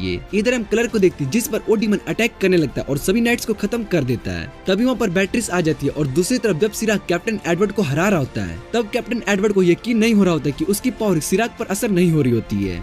फिर सिराग एडवर्ड को बताता है कि पावर से ज्यादा लेवल मैटर करता है और मैंने अपने लेवल को बहुत ही बढ़ा लिया है। जैसे ही वो कैप्टन एडवर्ड को मारने के लिए जा रहे थे तभी रूम के अंदर से एक डीमन आता है जिसे देखकर सिराग कहता है कि ये हमारे साथ है, पर वो डीमन सिराग पर ही अटैक कर देता है। फिर हम देखते हैं कि वो अकीरा होती है और सिराग को देखकर ये यकीन नहीं हो रहा होता है। उसके बाद हम फ्लैशबैक में जाते हैं जहाँ पर अकीरा ने सब डीमंस पर अटैक कर दिया था, तब उसके ऊपर एक बैरियर बन गया। फिर अकीरा को याद आता है कि एलन ने उस पर कोई भी मैजिक स्पेल का यूज नहीं किया था। उसके बाद अकीरा ने उन सभी डीमंस को खत्म कर दिया और सीधा यहाँ पर आ गई। दूसरी तरफ ब्रिट सभी लोगों से उनकी पावर लेने के लिए रेडी हो चुका था और सोचने लगता है कि जब वो इन सब की पावर को ऑब्जर्व कर लेगा तब उसको कोई भी नहीं हरा पाएगा और वो इस किंगडम को अपने हाथ में कर लेगा। लेकिन ब्रिट वहाँ पर एलन को देखता है और उसको देखकर वो बहुत ही ज्यादा गुस्सा करने लगता है। फिर वो एलन से कहता है कि तुम जैसा फेलियर यहाँ पर क्या कर रहा है, कि एलन ब्रिट को रोकने के लिए आया होता है। पर ब्रिट एलन को वहाँ पर देखकर बहुत ही ज्यादा गुस्सा हो जाता है। फिर सभी लोगों के सामने ब्रिट की सच्चाई पता चल जाती है क्योंकि वो गुस्से में सभी को अपना असली मकसद बता देता है और ये सुनकर सभी लोग हैरान हो जाते हैं। फिर ब्रिट जोर जोर से हंसने लगता है और अपने मैजिक का यूज करके कुछ नाइट्स को कंट्रोल करने लगता है। वो उन सभी नाइट को कंट्रोल करके लोगों पर अटैक करने लगता है, लेकिन एलन उसके मैजिक को खत्म कर देता है। ये देखकर ब्रिट और भी ज्यादा गुस्सा हो जाता है कि एलन ने उसकी पावर को कैसे खत्म कर दिया, क्योंकि वो तो एक फेलियर था। जिसके बाद वो फिर से एलन पर अटैक करने के लिए जाता है, लेकिन एलन ब्रिट को एक जोर से पंच मारता है जिससे कि ब्रिट जमीन पर नीचे गिर जाता है और बेहोश हो जाता है। फिर एलन रिस के पास आता है जो कि एक बच्चे को बचा लेती है। उसके बाद एलन एलन रिस को बताता है कि वो अपने फादर को रोकने के लिए जा रहा है, जिस पर रिस एलन से पूछती कि ये तो तुम्हारे लिए बहुत ही पेनफुल होगा क्योंकि तुम अपने फादर से लड़ने के लिए जा रहे हो। फिर एलन रिस को बताता है कि वो एक फेलियर है, इसलिए उसको इन सब से कोई फर्क नहीं पड़ता है। इधर बैटरीज के सामने एक डीमन उस पर अटैक करने की कोशिश करता है,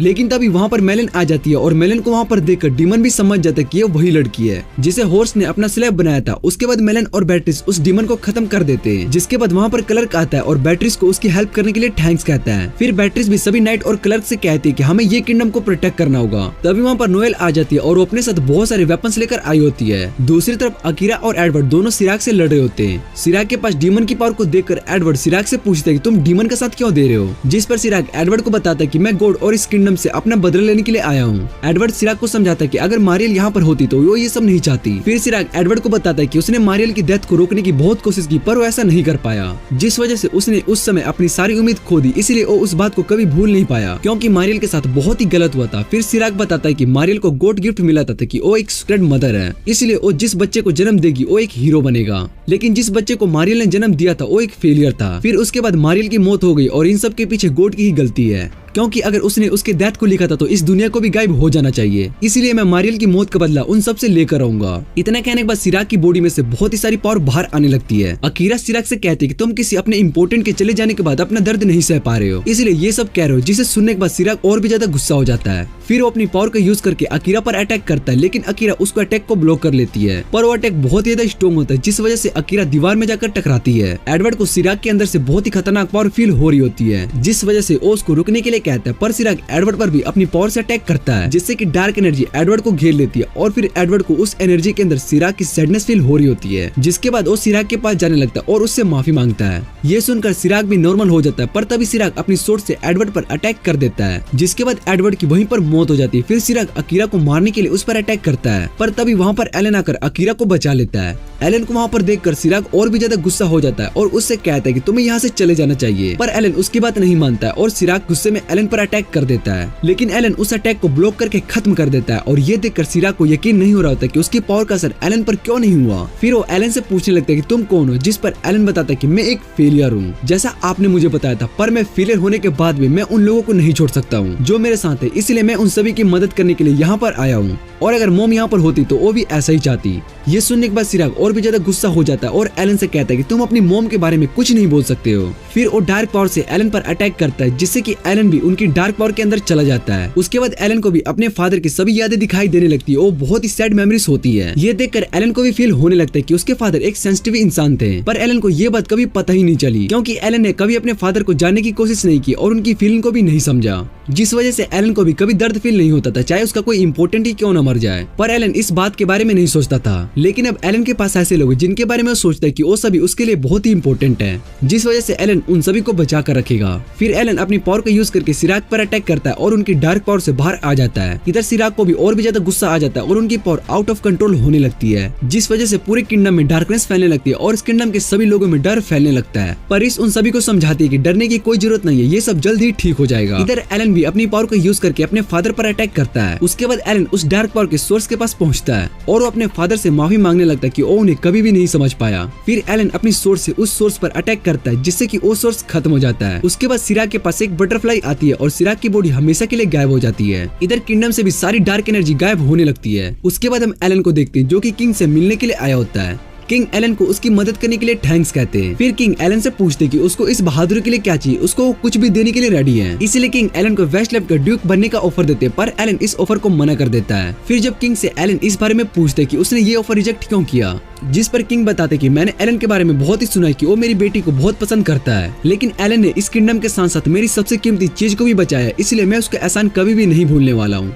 पर मैं उसके डिसीजन को भी रिस्पेक्ट करता हूँ, क्योंकि उसने कुछ सोच के इस ऑफर को रिजेक्ट किया होगा। उसके बाद हम एलन को देखते हैं जो कि मिलेन और नोवेल के साथ वापस जाने लगता है, लेकिन तभी वहाँ पर रिस आ जाती है और वो एलन से कहती है कि वो भी उनके साथ जाने वाली है। ये सुनकर सभी बहुत ही ज्यादा हैरान हो जाते हैं। फिर रिस बताते हैं कि वो बहुत ही इंपॉर्टेंट काम से वेस्टफील्ड जा रही है, क्योंकि उसके फादर ने उसको वेस्टफील्ड का डकी बना दिया है, जिस वजह से अब वहाँ की सारी रिस्पॉन्सिबिलिटी अब रिस की हो गई है। इसी कारण से रिस को वेस्टलैंड जाना होगा और वहाँ के सारे काम और रिस्पॉन्सिबिलिटी को मैनेज करना होगा। फिर एलन कहता है कि ये सब डिसाइड हो चुका है, तो तुम मेरे साथ साथ भी चल सकती हो। उसके बाद नोएल रीस से पूछती कि बैट्रिस कहाँ पर है और वो हमारे साथ क्यों नहीं जाने वाली है, जिस पर रीस बताती कि बैट्रिस रॉयल फैमिली की गार्ड है, लेकिन मैं अब रीस वेस्टफेल्ड हूँ, जिस वजह से उसको अब मेरा गार्ड बनने की जरूरत नहीं है, अब वो फ्री है। उसके बाद रीस बताती कि वो एलन के साथ ज्यादा सेफ फील करती है, इसलिए अब से वो उसके साथ रहने वाली है। फिर वो सभी वहाँ से वेस्टफेल्ड की ओर जाने लगते हैं। इसके बाद हम एक लड़की को देखते हैं जो कि मैंसन के अंदर होती है और वो अपनी स्पिरिट आइज की मदद से कुछ देख रही होती है। फिर वो एलन के बारे में सोचने लगती है कि एलन को इस दुनिया में भेजने के बाद वो बहुत ही ज्यादा खुश रहने लगा। हम एलन के पास्ट लाइफ को देखते हैं जब वो एक हीरो था, पर उसने अपने लास्ट टाइम में एंजल से ये विश किया था कि वो कभी भी दोबारा से हीरो नहीं बनना चाहता है, इसलिए वो उसको एक नॉर्मल लाइफ दे दे। एंजल भी एलन की ये बात सुनकर रोने लगती है और उसकी ये विश पूरा करती है। फिर जब एलन सोकर उठता है तो उसको पता चलता है कि उसने जो भी अभी सब देखा है वो सब बस एक सपना था। उसके बाद एलन नीचे ब्रेकफास्ट करने के लिए आता है और रीस ने सभी के लिए ब्रेकफास्ट बनाकर रखा था। फिर वो एलन से कहते कि हम सब साथ में मिलकर ब्रेकफास्ट करते हैं। एलन रीस की बात मान लेता है और जब वहाँ पर मिलेन और नोएल आती है तो रीस नोएल को देखकर बहुत ही ज्यादा हैरान हो जाती है, क्योंकि नोएल ने बहुत ही कम कपड़े पहने हुए थे और एलन नोएल से कहता है कि तुम्हें अच्छे से ड्रेसिंग सेंस के साथ ब्रेकफास्ट करने के लिए आना चाहिए। फिर नोएल बताती है कि वो इन कपड़ों में ज्यादा कंफर्टेबल फील करती है और वैसे भी एलन ने उसको ऐसे बहुत बार देखा है, जिसे सुनने के बाद रीस एलन से कहती है कि ऐसा कब हुआ। वो लगातार एलन से इस बारे में पूछने लगती है। उसके बाद सभी ब्रेकफास्ट करने लगते हैं और एलन उन्हें बताता है कि जब नोएल सोड बना रही होती है तब वहाँ पर बहुत ही ज्यादा हीट होती है, इसलिए नोएल कम कपड़ों में रहकर काम करती है। फिर नोएल बताते कि ये सब उसके लिए बहुत ही आम बात है, इसलिए उसको इन सब चीजों से कोई फर्क नहीं पड़ता है। उसके बाद वो एलन को जल्दी से ब्रेकफास्ट करने के लिए कहती है और बताती है कि तुम मेरे साथ वेपन की टेस्टिंग के लिए चल रहे हो। फिर रीस बताती कि एलन मेरे साथ यहाँ पर पेपर वर्क में मदद करने वाला है और मिलेन बताती कि आज एलन उसके साथ टाइम स्पेंड करेगा। ये सुनकर एलन उन सभी से पूछता है कि उसने ऐसा कोई भी प्रॉमिस नहीं किया था।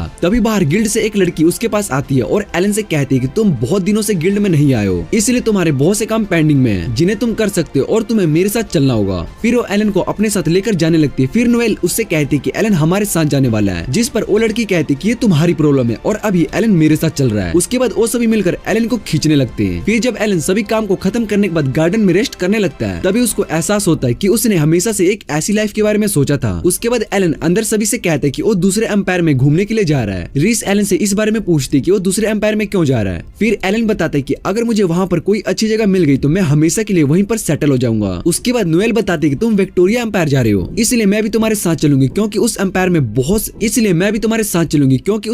बहुत सारे ब्लैक स्मिथ रहते हैं, जिस वजह से मुझे वहाँ पर कुछ नया सीखने के लिए मिलने वाला है। एलन नोएल से पूछता है कि तुम मेरे साथ क्यों जाने वाली हो। फिर नोएल एलन से कहती है कि अकेले ऐसी दूसरी जगह पर जाना बोरिंग है, इसलिए हम सभी साथ में चलते हैं। एलन को भी नोएल की बात ठीक लगी और उस सभी को साथ लेकर जाने के लिए मान जाता है। उसके बाद एलन रीस से इस बारे में पूछता है, जिस पर रीस बताती है कि उसको बहुत सारे काम है, इसलिए मैं शायद से नहीं आ पाऊंगी और उसने बैट्रिस को वहाँ पर सभी काम को देखने के लिए पहले ही बुला लिया था, जिस वजह से वो एलन के साथ विक्टोरिया एम्पायर जा सकती है। बैट्रिस को ये सुनकर बहुत ही ज्यादा दुख होता है कि रीस उसको दोबारा से छोड़कर जा रही है। उसके बाद सभी कैरेज में बैठकर विक्टोरिया एम्पायर की ओर जाने लगते हैं, पर नोएल कैरेज के अंदर रेस्ट नहीं कर पा रही होती क्योंकि रास्ता बहुत ही खराब होता है। फिर वो पूछती कि क्या हम कोई दूसरे रास्ते से नहीं जा सकते जो कि इससे बेटर हो, जिस पर रीस बताती कि विक्टोरिया एम्पायर के चारों तरफ पहाड़ और डेजर्ट है, इसलिए हम सिर्फ इसी रास्ते से वहाँ पर जा सकते हैं। फिर नोएल मिलेन की तरफ देखती जो कि आराम से सो रही होती है। ये देखकर वो बहुत ही ज्यादा हैरान थी कि भला मिलेन को नींद कैसे आ सकती क्योंकि रास्ता तो बहुत ही खराब है। उसके बाद एलन कैरेज को रोक देता है और रीस उससे पूछती है तुमने यहाँ पर कैरेज को क्यों रोक दी, जिस पर एलन उन सभी को पहाड़ के ऊपर देखने के लिए कहता है जहाँ पर कुछ सैंड वुल्फ थे। फिर नोएल बताते कि सैंड वुल्फ बहुत ही खतरनाक है और अगर हम इनके रास्ते में आ जाते हैं तो ये हम सभी को खत्म कर देंगे, पर एलन उन सभी वुल्फ को एक ही झटके में खत्म कर देता है। जिसके बाद वो सभी कहते हैं कि हम एलन के साथ हैं, इसलिए हमें ये बात नहीं भूलनी चाहिए कि एलन के लिए ये सब कुछ बहुत ही आसान है। फिर एलन उन सभी को उसकी तारीफ के लिए थैंक्स कहता है और सभी आगे जाने लगते हैं। उसके बाद वो सभी एक टाउन में पहुंचते हैं और उन्हें वो टाउन बहुत ही अच्छा लगता है, इसलिए वो सभी टाउन में घूमने लगते हैं। तभी एलन से एक लड़की टकरा जाती है और वो वही लड़की होती है जिसे हमने पिछले एपिसोड में देखा था। फिर एलन उस लड़की को देखकर पहचान जाता है कि उसका नाम हेनरीट है। उसके बाद हेनरीट एलन से पूछते कि तुम इस जगह पर क्या कर रहे हो, और एलन भी उससे यही सवाल पूछता है। एलन हेनरीट से कहता है कि तुम तो ड्यूक की बेटी हो, इसलिए तुम बिना किसी गार्ड के इस तरह से टाउन में क्यों घूम रही हो। फिर नोएल एलन से हेनरीट के बारे में पूछते कि वो कौन है, तुम दोनों एक दूसरे को कैसे जानते हो, जिस पर एलन बताता है कि एम्पेरियल ड्यूक की बेटी हेनरीट है। रीस को भी हेनरीट के बारे में पता होता है क्योंकि उसने भी उसके बारे में बहुत सुना था, पर वो कभी भी हेनरीट से नहीं मिल पाई और हेनरीट रीस को पहचान जाती है कि वो एक प्रिंसेस है। पर फिर उसको याद आता है कि रीस वेस्टफेल्ड की ड्यूकी है और इससे पूछती है तुम यहाँ पर किस लिए आई हो। जिस पर रिस बताती कि वो इस टाउन को देखने के लिए आई है। फिर हेनरिट रिस से कहते कि तुम्हें तो ठीक से झूठ बोलना भी नहीं आता है। फिर हेनरिट एलन से कहते कि तुम्हें जल्दी से यहाँ से वापस चले जाना चाहिए, क्योंकि इस एम्पायर के लोगों ने बाहर वालों को आने से मना कर दिया है। इसलिए अगर उन्हें इस बात का पता चला तो तुम सभी बहुत ही बड़े खतरे में पड़ जाओगे। फिर नोएल पूछती कि उन्हें यहाँ कैसा खतरा हो सकता है, जिसके बाद हेनरिट बताते कि इस एम्पायर के किंग ने एक ब्लैक नाइट यूनिट को बनाया जो कि यहाँ की सबसे स्ट्रॉन्ग यूनिट है, इसलिए तुम्हें उन सभी से बच के रहना होगा और तुम्हें जल्दी से यहाँ से चले जाना चाहिए। इतना कहने के बाद हेनरिट वहाँ से चली जाती है और फिर एलन उसके पीछे जाने लगता है, क्योंकि एलन को वो कुछ अजीब लग रही थी। वो सभी से कहता है कि तुम इस टाउन को देखने के लिए जा सकती हो और मैं तुमसे थोड़ी देर बाद आकर मिलता हूँ। उसके बाद वो सभी सोचने लगते कि उन्हें एलन का वेट करना चाहिए। इधर एलन हेनरिट के पास आता है और उससे पूछते तुम ये सब मुझे किस रीजन से बता रही हो, जिस पर हेनरिट एलन से पूछते कि तुम कहना क्या चाहते हो। फिर एलन बताता है कि तुम पिछले लाइफ में एक एंजल थी और तुम गॉड से रिलेटेड हो, इसलिए ये सब तुम मुझे क्यों बता रही हो। फिर हेनरिट बताते कि पिछले लाइफ में मुझे तुम्हारी बहुत फिक्र थी, इसलिए जब तुमने मुझसे रिक्वेस्ट की थी कि तुम्हें एक पीसफुल लाइफ चाहिए तो मैंने तुम्हें वो लाइफ दे दी है। उसके बाद एलन उससे पूछते कि तुम यहाँ पर क्या कर रही हो, जिस पर वो बताती कि गॉड ने मुझे भी इस दुनिया में भेज दिया है। फिर एलन उससे कहता है कि तुम मेरे लिए परेशान हो, इसलिए तुमने भी इस दुनिया में आने का डिसाइड किया। जिसे सुनने के बाद हेनरिट एलन से कहती है कि तुम्हें जो सोचना है वो तुम सोच सकते हो, पर मैं तुम्हें पहले ये वार्निंग दे देती हूँ कि अगर तुम्हें पीसफुल लाइफ चाहिए तो यहाँ से चले जाना चाहिए। इतना कहने के बाद हेनरिट वहाँ से चली जाती है। फिर एलन को उस टाउन में एक ब्लास्ट दिखाई देता है और वहाँ पर जाकर वो एक आदमी को देखता है जो कि उसी की तरफ भाग रहा होता है। उसको देखकर एलन उसको रोकने के लिए नीचे गिरा देता है। तभी उस आदमी के अंदर से एक डार्क पावर बाहर आती है और वो मर जाता है, जिसे देखकर एलन समझ जाता है कि किसी डीमन ने इस आदमी पर अपने मैजिक का यूज किया है। उसके बाद वहाँ पर ब्लैक नाइट यूनिट आ जाती है और एलन को पकड़ लेती है। फिर उस यूनिट की कैप्टन जो कि एक लड़की होती है वो एलन से इस बारे में पूछती है कि उसने इस इंसान को कैसे मारा, जिस पर एलन उसको बताता है कि उसने इस इंसान को नहीं मारा, ये किसी डीमन की पावर की वजह से मर गया। पर उसको एलन की बातों पर विश्वास नहीं हो रहा होता, इसलिए वो उसको अपने साथ चलने के लिए कहती है। लेकिन तभी एलन वहाँ से गायब हो जाता है और ये देखकर वो सभी बहुत ज्यादा हैरान हो जाते हैं। फिर वो लड़की सभी नाइट्स को ऑर्डर देती है कि वो टाउन के सभी गेट को बंद कर दे, जिससे कि वो कोई भी इस टाउन से बाहर ना जा सके। इधर मिलेन ने एलन को अपने साथ बचा कर लाई, तभी वहाँ पर हेनरिट आ जाती है। फिर वो एलन से कहती कि मैंने तुम्हें यहाँ पर कोई भी गड़बड़ करने से मना की थी, पर तुमने मेरी बात नहीं सुनी। एलन रिस से कहते कि तुम यहाँ पर कैसे आई, जिस पर रिस बताती कि तुम्हारे जाने के बाद कुछ देर बाद हेनरिट वहाँ पर आई और उसने हमें बताया कि तुम मुश्किल में हो, इसलिए उसने मिलेन से कहा कि तुम एलन को लेकर आओगी। फिर एलन को समझ में आ जाता है कि मिलेन के पास डीमन पावर है, जिस वजह से कोई भी नाइट उसको वहाँ पर फील नहीं कर पाया। एलन सभी से कहता है कि हमें जल्दी से इस जगह से निकलना होगा, क्योंकि हम बहुत ही बड़ी मुश्किल में पड़ने वाले हैं। फिर हेनरिट बताते कि अभी तक तो वो इस टाउन को पूरी तरीके से बंद कर दिया होगा, इसलिए अब तुम सब यहाँ से बाहर नहीं जा सकते हो। एलन और सभी सोचने लगते कि अब वो क्या करेंगे, क्योंकि वो इस जगह पर ज्यादा देर तक छुप कर नहीं रह सकते, इसलिए उन्हें जल्दी से कुछ करना होगा। फिर हेनरिट बताते कि वो सभी उसके घर पर रह सकते हैं, जिसके बाद वो सभी हेनरिट के मेंशन पर आ जाते हैं। उसके बाद एक बटलर बाहर आता है और हेनरिट से पूछते कि क्या ये सभी हमारे गेस्ट हैं, जिस पर हेनरिट बताते कि ये सभी कुछ दिनों के लिए हमारे साथ रहेंगे, इसलिए तुम इन सभी को रूम दिखा दो। तभी बटलर एलन की ओर देखता है और उसको पहचान लेता है और एलन भी उस बटलर को पहचान लेता है। जिसके बाद रिस उससे पूछती है क्या तुम एक दूसरे को जानते हो, जिस पर एलन बताता है कि ये हमारे घर में बटलर थे, पर जब इन्हें घर से निकाला गया तो मुझे लगा अब ये नहीं रहे होंगे। बटलर एलन से कहते कि मुझे लेडी हेनरिट ने अपने घर में जॉब के लिए कहा था। ये सुनकर हेनरिट ऑकवर्ड होने लगती है और सभी को अंदर जाने के लिए कहती है। फिर वो सभी घर के अंदर चले जाते हैं और उन्हें हेनरिट का घर बहुत ही अच्छा लगता है। उसके बाद नोएल हेनरिट से पूछती है कि तुम इस मेंशन में अकेले रहती हो, जिस पर हेनरिट बताती कि वो अपने पेरेंट्स के मरने के बाद यहाँ पर अकेली रहती है, क्योंकि उनके पेरेंट्स का एक ही चाइल्ड था और वो मैं थी। फिर एलन हेनरिट से इस टाउन के नाइट के बारे में पूछता है, जिस पर हेनरिट बताते कि यहाँ के एम्पायर का मर्डर हो चुका है, इसलिए यहाँ की सिक्योरिटी बहुत ही ज्यादा हाई कर दी गई है। फिर नोएल हेनरिट से पूछती है कि तुम ये बातें हमें क्यों बता रही हो, ये तो बहुत ही इंपॉर्टेंट बात है। जिस पर हेनरिट बताते कि तुम ये सीक्रेट किसी को भी नहीं बताओगी, इसलिए ये मुझे बात पता है, इसलिए मैंने तुम्हें इस बारे में बताया। उसके बाद रात को जब एलन अपनी विंडो पर होता है तभी रूम में हेनरिट आ जाती है। एलन हेनरिट को बताता है कि एम्पायर को किसी डीमन नहीं मारा हुआ, क्योंकि इंसान ऐसा नहीं कर सकता है, क्योंकि एम्पायर के पास बहुत सारे गार्ड्स होते हैं और उन सब से बचकर कोई डीमन ही किंग को मार सकता है। हेनरिट को भी एलन की बात पर भरोसा था कि इन सब के पीछे जरूर कोई डीमन ही होगा। फिर एलन हेनरिट से पूछते तुम मुझे कब से देख रही हो। हेनरिट एलन से कहती कि मुझे तुम्हारी बात समझ में नहीं आ रही है। फिर एलन हेनरिट से कहता है कि तुम्हें मेरे बारे में सब कुछ पता है, क्योंकि तुम मुझे बहुत सालों से देख रही हो, वरना तुम्हारे बटलर के बारे में कैसे पता चलता कि उसको घर से निकाल देगा और तुमने उसको अपने यहाँ पर जॉब रख लिया। फिर वो हेनरिट को बता दे कि तुम मुझसे टाउन में जानबूझकर टकराई थी और ब्लैक नाइट के बारे में वार्न किया, इसलिए ये सब एक कोइंसिडेंस नहीं है। जिस पर हेनरिट बताते कि ये सब एक कोइंसिडेंस है।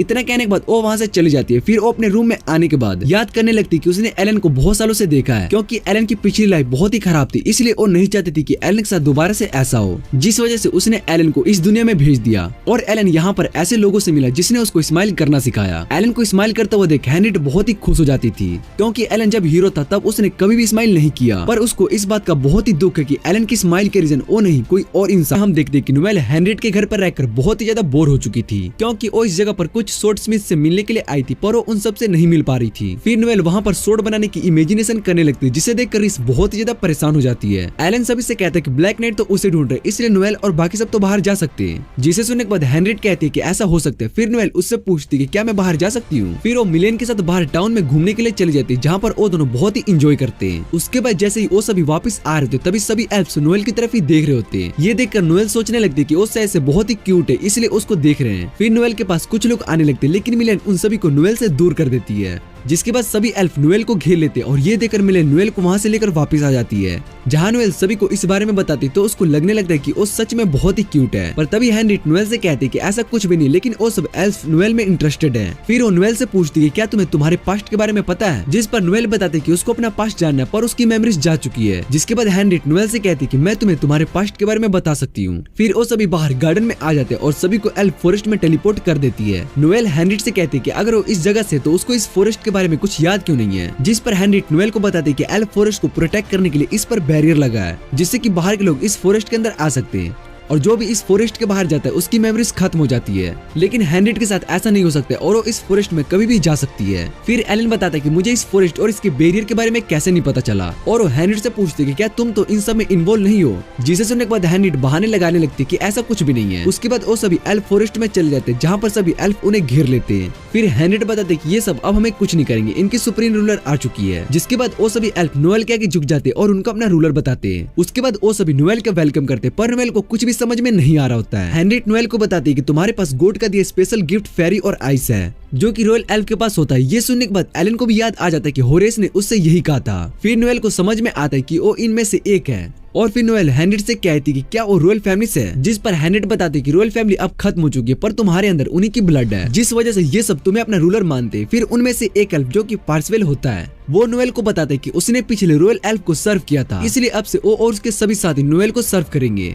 ये सुनकर नोएल उन सभी से कहते हैं कि तुम सब मुझे अपना रूलर ऐसे नहीं बना सकते हो। जिस पर पार्सकल नोएल से कहते हैं कि आप सबके डिसीजन के बाद हम सब कुछ करेंगे, इसलिए हम आपको फोर्स नहीं करेंगे। फिर पार्सकल नोएल और बाकी सभी को एल्फ फॉरेस्ट दिखाने लगता है, और इस वहाँ पर कुछ एल्फ को देखते हैं जो कि ह्यूमन टूल का यूज कर रहे होते हैं। पार्सकल बताता है कि ये सब तो हेनरिएट ने किया है। जिसे सुनने के बाद हेनरिएट पार्सकल को चुप रहने के लिए कहता है। तभी वहाँ पर 2 डीमन चाइल्ड आते और नोएल को नट्स देते और उससे कहते कि कल उसके लिए और गिफ्ट्स लाएंगे। फिर पार्सकल उन दोनों बच्चों को वहाँ से जाने के लिए कहता है और फिलिप को सामने आने के लिए कहता है, जो कि पेड़ के पीछे छुपा था। उसके बाद फिलिप उन सभी के सामने आता है और पार्सकल फिलिप से कहता है कि तुम नोएल से मिलना चाहते हो, इसलिए तुम हम सब का पीछा कर रहे हो। जिस पर फिलिप कहता है कि मुझे भी आपके रूलर से बात करना है। जिस पर पार्सकल फिलिप को मना कर देता है और बताता है कि अभी हम जरूरी काम से जा रहे हैं। जिसके बाद फिलिप कहता है कि वो सब नोएल से मिल सकते, पर मैं क्यों नहीं मिल सकता, जबकि वो तो बुरे हैं। इतना कहने के बाद पार्सकल फिलिप पर गुस्सा करता है और फिलिप वहाँ से चला जाता है। फिर नोएल पार्सकल से पूछती कि फिलिप किन बुरे लोगों की बात कर रहा था, जिस पर पार्सकल कुछ भी नहीं बताता और वो सभी वहाँ से जाने लगते हैं। उसके बाद हम कैप्टन रिजर्ट को देखते हैं, जो कि ब्लैक नाइट की कैप्टन होती है, और वो मैंसन के बाहर जा रही होती है। तभी वहाँ पर एक आदमी आ जाता है जिसका नाम ओसवर्ड होता है। फिर रिजर्ट ओसवर्ड से पूछती है क्या उसको एल्फ फॉरेस्ट का एंट्रेंस मिला, जिस पर ओसवर्ड बताते कि उसको एंट्रेंस अभी भी नहीं मिला। जिसे सुनने के बाद रिजर्ट ओसवर्ड से कहते कि तुम शायद से उस फॉरेस्ट को कभी भी नहीं ढूंढ पाओगे। ये सुनने के बाद ओसवर्ड गुस्सा हो जाता है और रिजर्ट का मजाक उड़ाने लगता है। फिर रिजर्ट अपनी सोर्ड को ओसवर्ड के गर्दन पर रख देती है और उससे कहती कि मैं मजाक के मूड में नहीं हूँ। उसके बाद ओसवर्ड वहाँ से जाने लगता है और रिजर्ट उससे कहती है तुम सिचुएशन को और भी ज्यादा खराब नहीं करोगे। इधर एल्फ फॉरेस्ट में सभी नोएल के आने की खुशी को सेलिब्रेट कर रहे होते हैं। फिर पार्सकल एलन के पास आता है और उसको बताता है कि नोएल के वापस आने से हमें हमारा दूसरा रूलर मिल चुका है। वो एलन को बताता है कि बिना उसके रूलर के वो कुछ भी नहीं है, क्योंकि उनकी वजह से हम ग्रो कर पाते हैं। उसके बाद पार्सकल एलन को बताता है कि इन सब में हमारी मदद हेनरिएट ने की है। उसके बाद पार्सकल को नोएल के बारे में बताया था कि वो एक सोर्ड स्मिथ बन गई और उसके पास फेरिस आई है। जिसे सुनने के बाद एलन सोचने लगता है कि हेनरिएट पहले जैसी वो पहले भी लोगों की मदद करती थी। फिर पार्सकल बताता है कि हेनरिएट ने हमें बाहर के लोगों के बारे में बताया और उनके कल्चर को समझाया, हमारी मदद की है, जिससे कि हम सभी बाहर की दुनिया में जा सकते और बाहर के लोगों से मिल पाते। एलन पार्सकल से उन डीमन चाइल्ड के बारे में पूछता है। जिसे सुनने के बाद पार्सकल एलन से कहता है कि तुम्हें उनके बारे में पता है। फिर वो एलन को बताता है कि स्ट्रॉन्ग लोग ही डीमन की ऑरा को फील कर पाते। एलन पार्सकल से कहता है कि उसको डीमन से कोई दुश्मनी नहीं है, पर वो जानता है कि एल्फ डीमन के साथ क्यों रह रहे हैं। फिर वो पार्सकल से पूछता है कि क्या इन सब के पीछे कहीं हेनरिएट तो नहीं है। जिस पर पार्सकल एलन को बताता है कि 3 साल पहले हेनरिएट ने डीमन चाइल्ड को यहाँ पर लाया। हेनरिट ने सभी से कहा कि वो उन डीमन को अपने साथ रख सकते क्योंकि उन डीमंस का अपना कोई नहीं था, पर बहुत लोग उनके खिलाफ थे। और हेनरिट ने बताया था कि अगर एल्फ सभी रेसेस के लोगों के साथ रहे तो वो बिना रूलर के भी ग्रो कर सकते। जिसके बाद सभी एल्फ हेनरिट की बात मान लेते और वो थोड़े चेंज होने लगते। उसके बाद एलन और सभी रात को बैठकर बातें करने लगते। मिलेन नोएल से पूछती कि क्या वो यहाँ पर रहने वाली है, जिस पर नोएल बताते कि उसने कुछ डिसाइड किया है। फिर सभी अपने रूम में सोने के लिए चले जाते और एलन जाते हुए हेनरिट को कुछ इशारा करता है। जिसके बाद नोएल सोचने लगते कि जब वो वेंसिया के साथ थी तब उसका गोल था कि वो वेंसिया का ड्रीम पूरा करेगी, जो कि एक डिवाइन सोर्ड बनाना था। नोएल ने उस ड्रीम को पूरा कर दिया। अब वो सोचने लगती कि उसका गोल अब पूरा हो चुका है, तब वो क्या करे। इसके बाद नोएल बाहर चली जाती है। इधर एलन भी विंडो से नोएल को देख रहा होता है। तभी रूम में हेनरिट आ जाती है। हेनरिट एलन से पूछती है कि तुमने मुझे रूम में आने के लिए क्यों कहा, जिस पर एलन बताता है कि मुझे अकेले में तुमसे कुछ कहना था। पर हेनरिट इस बात का गलत मतलब समझ लेती है और सोचने लगती है कि शायद से एलन उसको यहाँ पर रोमांस के लिए बुलाया है। तभी एलन हेनरिट को वापस जाने के लिए कहता है और ये सुनकर हेनरिट एलन पर बहुत ही गुस्सा हो जाती है। फिर वो वहाँ बेड पर बैठकर एलन से पूछती है कि तुमने मुझे यहाँ पर किस लिए बुलाया है। एलन हेनरिट से डीमन चाइल्ड के बारे में पूछता है, जिस पर हेनरिट एलन को बताते है कि डीमंस की रेसेस अब अलग होती है। वो बताते कि जब इंसान किसी रीजन से किसी दूसरे की मौत को चाहता है तब इस दुनिया के रूल के हिसाब से वो डीमन बन जाता है। पर डीमन चाइल्ड डीमन पहने से ही बोर्न होते, लेकिन उनकी जिंदगी बहुत ही मुश्किल होती है क्योंकि डीमन से सभी बहुत ही हेट करते, जिस वजह से वो सिर्फ डीमन सर्वाइव कर पाते और वो स्ट्रॉन्ग होते हैं। जिसे सुनने के बाद एलन सोचता है कि डीमंस के साथ ये तो बहुत ही बुरा होता है। फिर वो हेनरिट से उन दोनों बच्चों के बारे में पूछता है, जिस पर हेनरिट बताते कि उसको वो बच्चे तब मिले जब वो मौत के करीब थे, इसलिए वो उन्हें अकेला नहीं छोड़ सकती और इसी कारण से उसने उन दोनों को यहाँ पर एल्फ फॉरेस्ट में लाई। ये सुनकर एलन हेनरिट से कहते हैं कि तुम पहले की तरह अभी भी हो बहुत ही काइंड और अच्छी इंसान हो। ये सुनने के बाद तो हेनरिट ब्लश करने लगती है। फिर अगले दिन वो सभी दोबारा से एल्फ फॉरेस्ट में घूमने लगते हैं। तभी नोएल के पास वो डीमन चाइल्ड दोबारा से आते हैं। वो नोएल को एक स्टोन देते। फिर हेनरिट बताते कि ये एक स्पिरिट स्टोन है, पर तभी फिलिप वहाँ पर आ जाता है और उस स्टोन को नीचे फेंक देता है। उसके बाद फिलिप उन दोनों बच्चों को बुरा कहता है और बताता है कि तुम दोनों एक डीमन हो। जिसे सुनने के बाद वो दोनों रोने लगते हैं। फिर पार्सिकल फिलिप को डांटने लगता है, जिसके बाद फिलिप वहाँ से भाग जाता है। फिर एलन हेनरिट से कहता है कि एक एल्फ डीमन से बहुत ही हेट करते हैं, जिस पर हेनरिट बताते कि एल्फ ही नहीं बल्कि सभी रेसेस के लोग डीमंस को पसंद नहीं करते। फिर हेनरिट वहाँ से जाने लगती है और एलन उससे पूछते तुम कहाँ जा रही हो, जिस पर हेनरिट बताते कि वो कुछ काम के लिए जा रही है। जिसके बाद हेनरिट फिलिप के पास आ जाते। फिर वो फिलिप को समझाती है कि डीमन चाइल्ड बुरे नहीं होते हैं,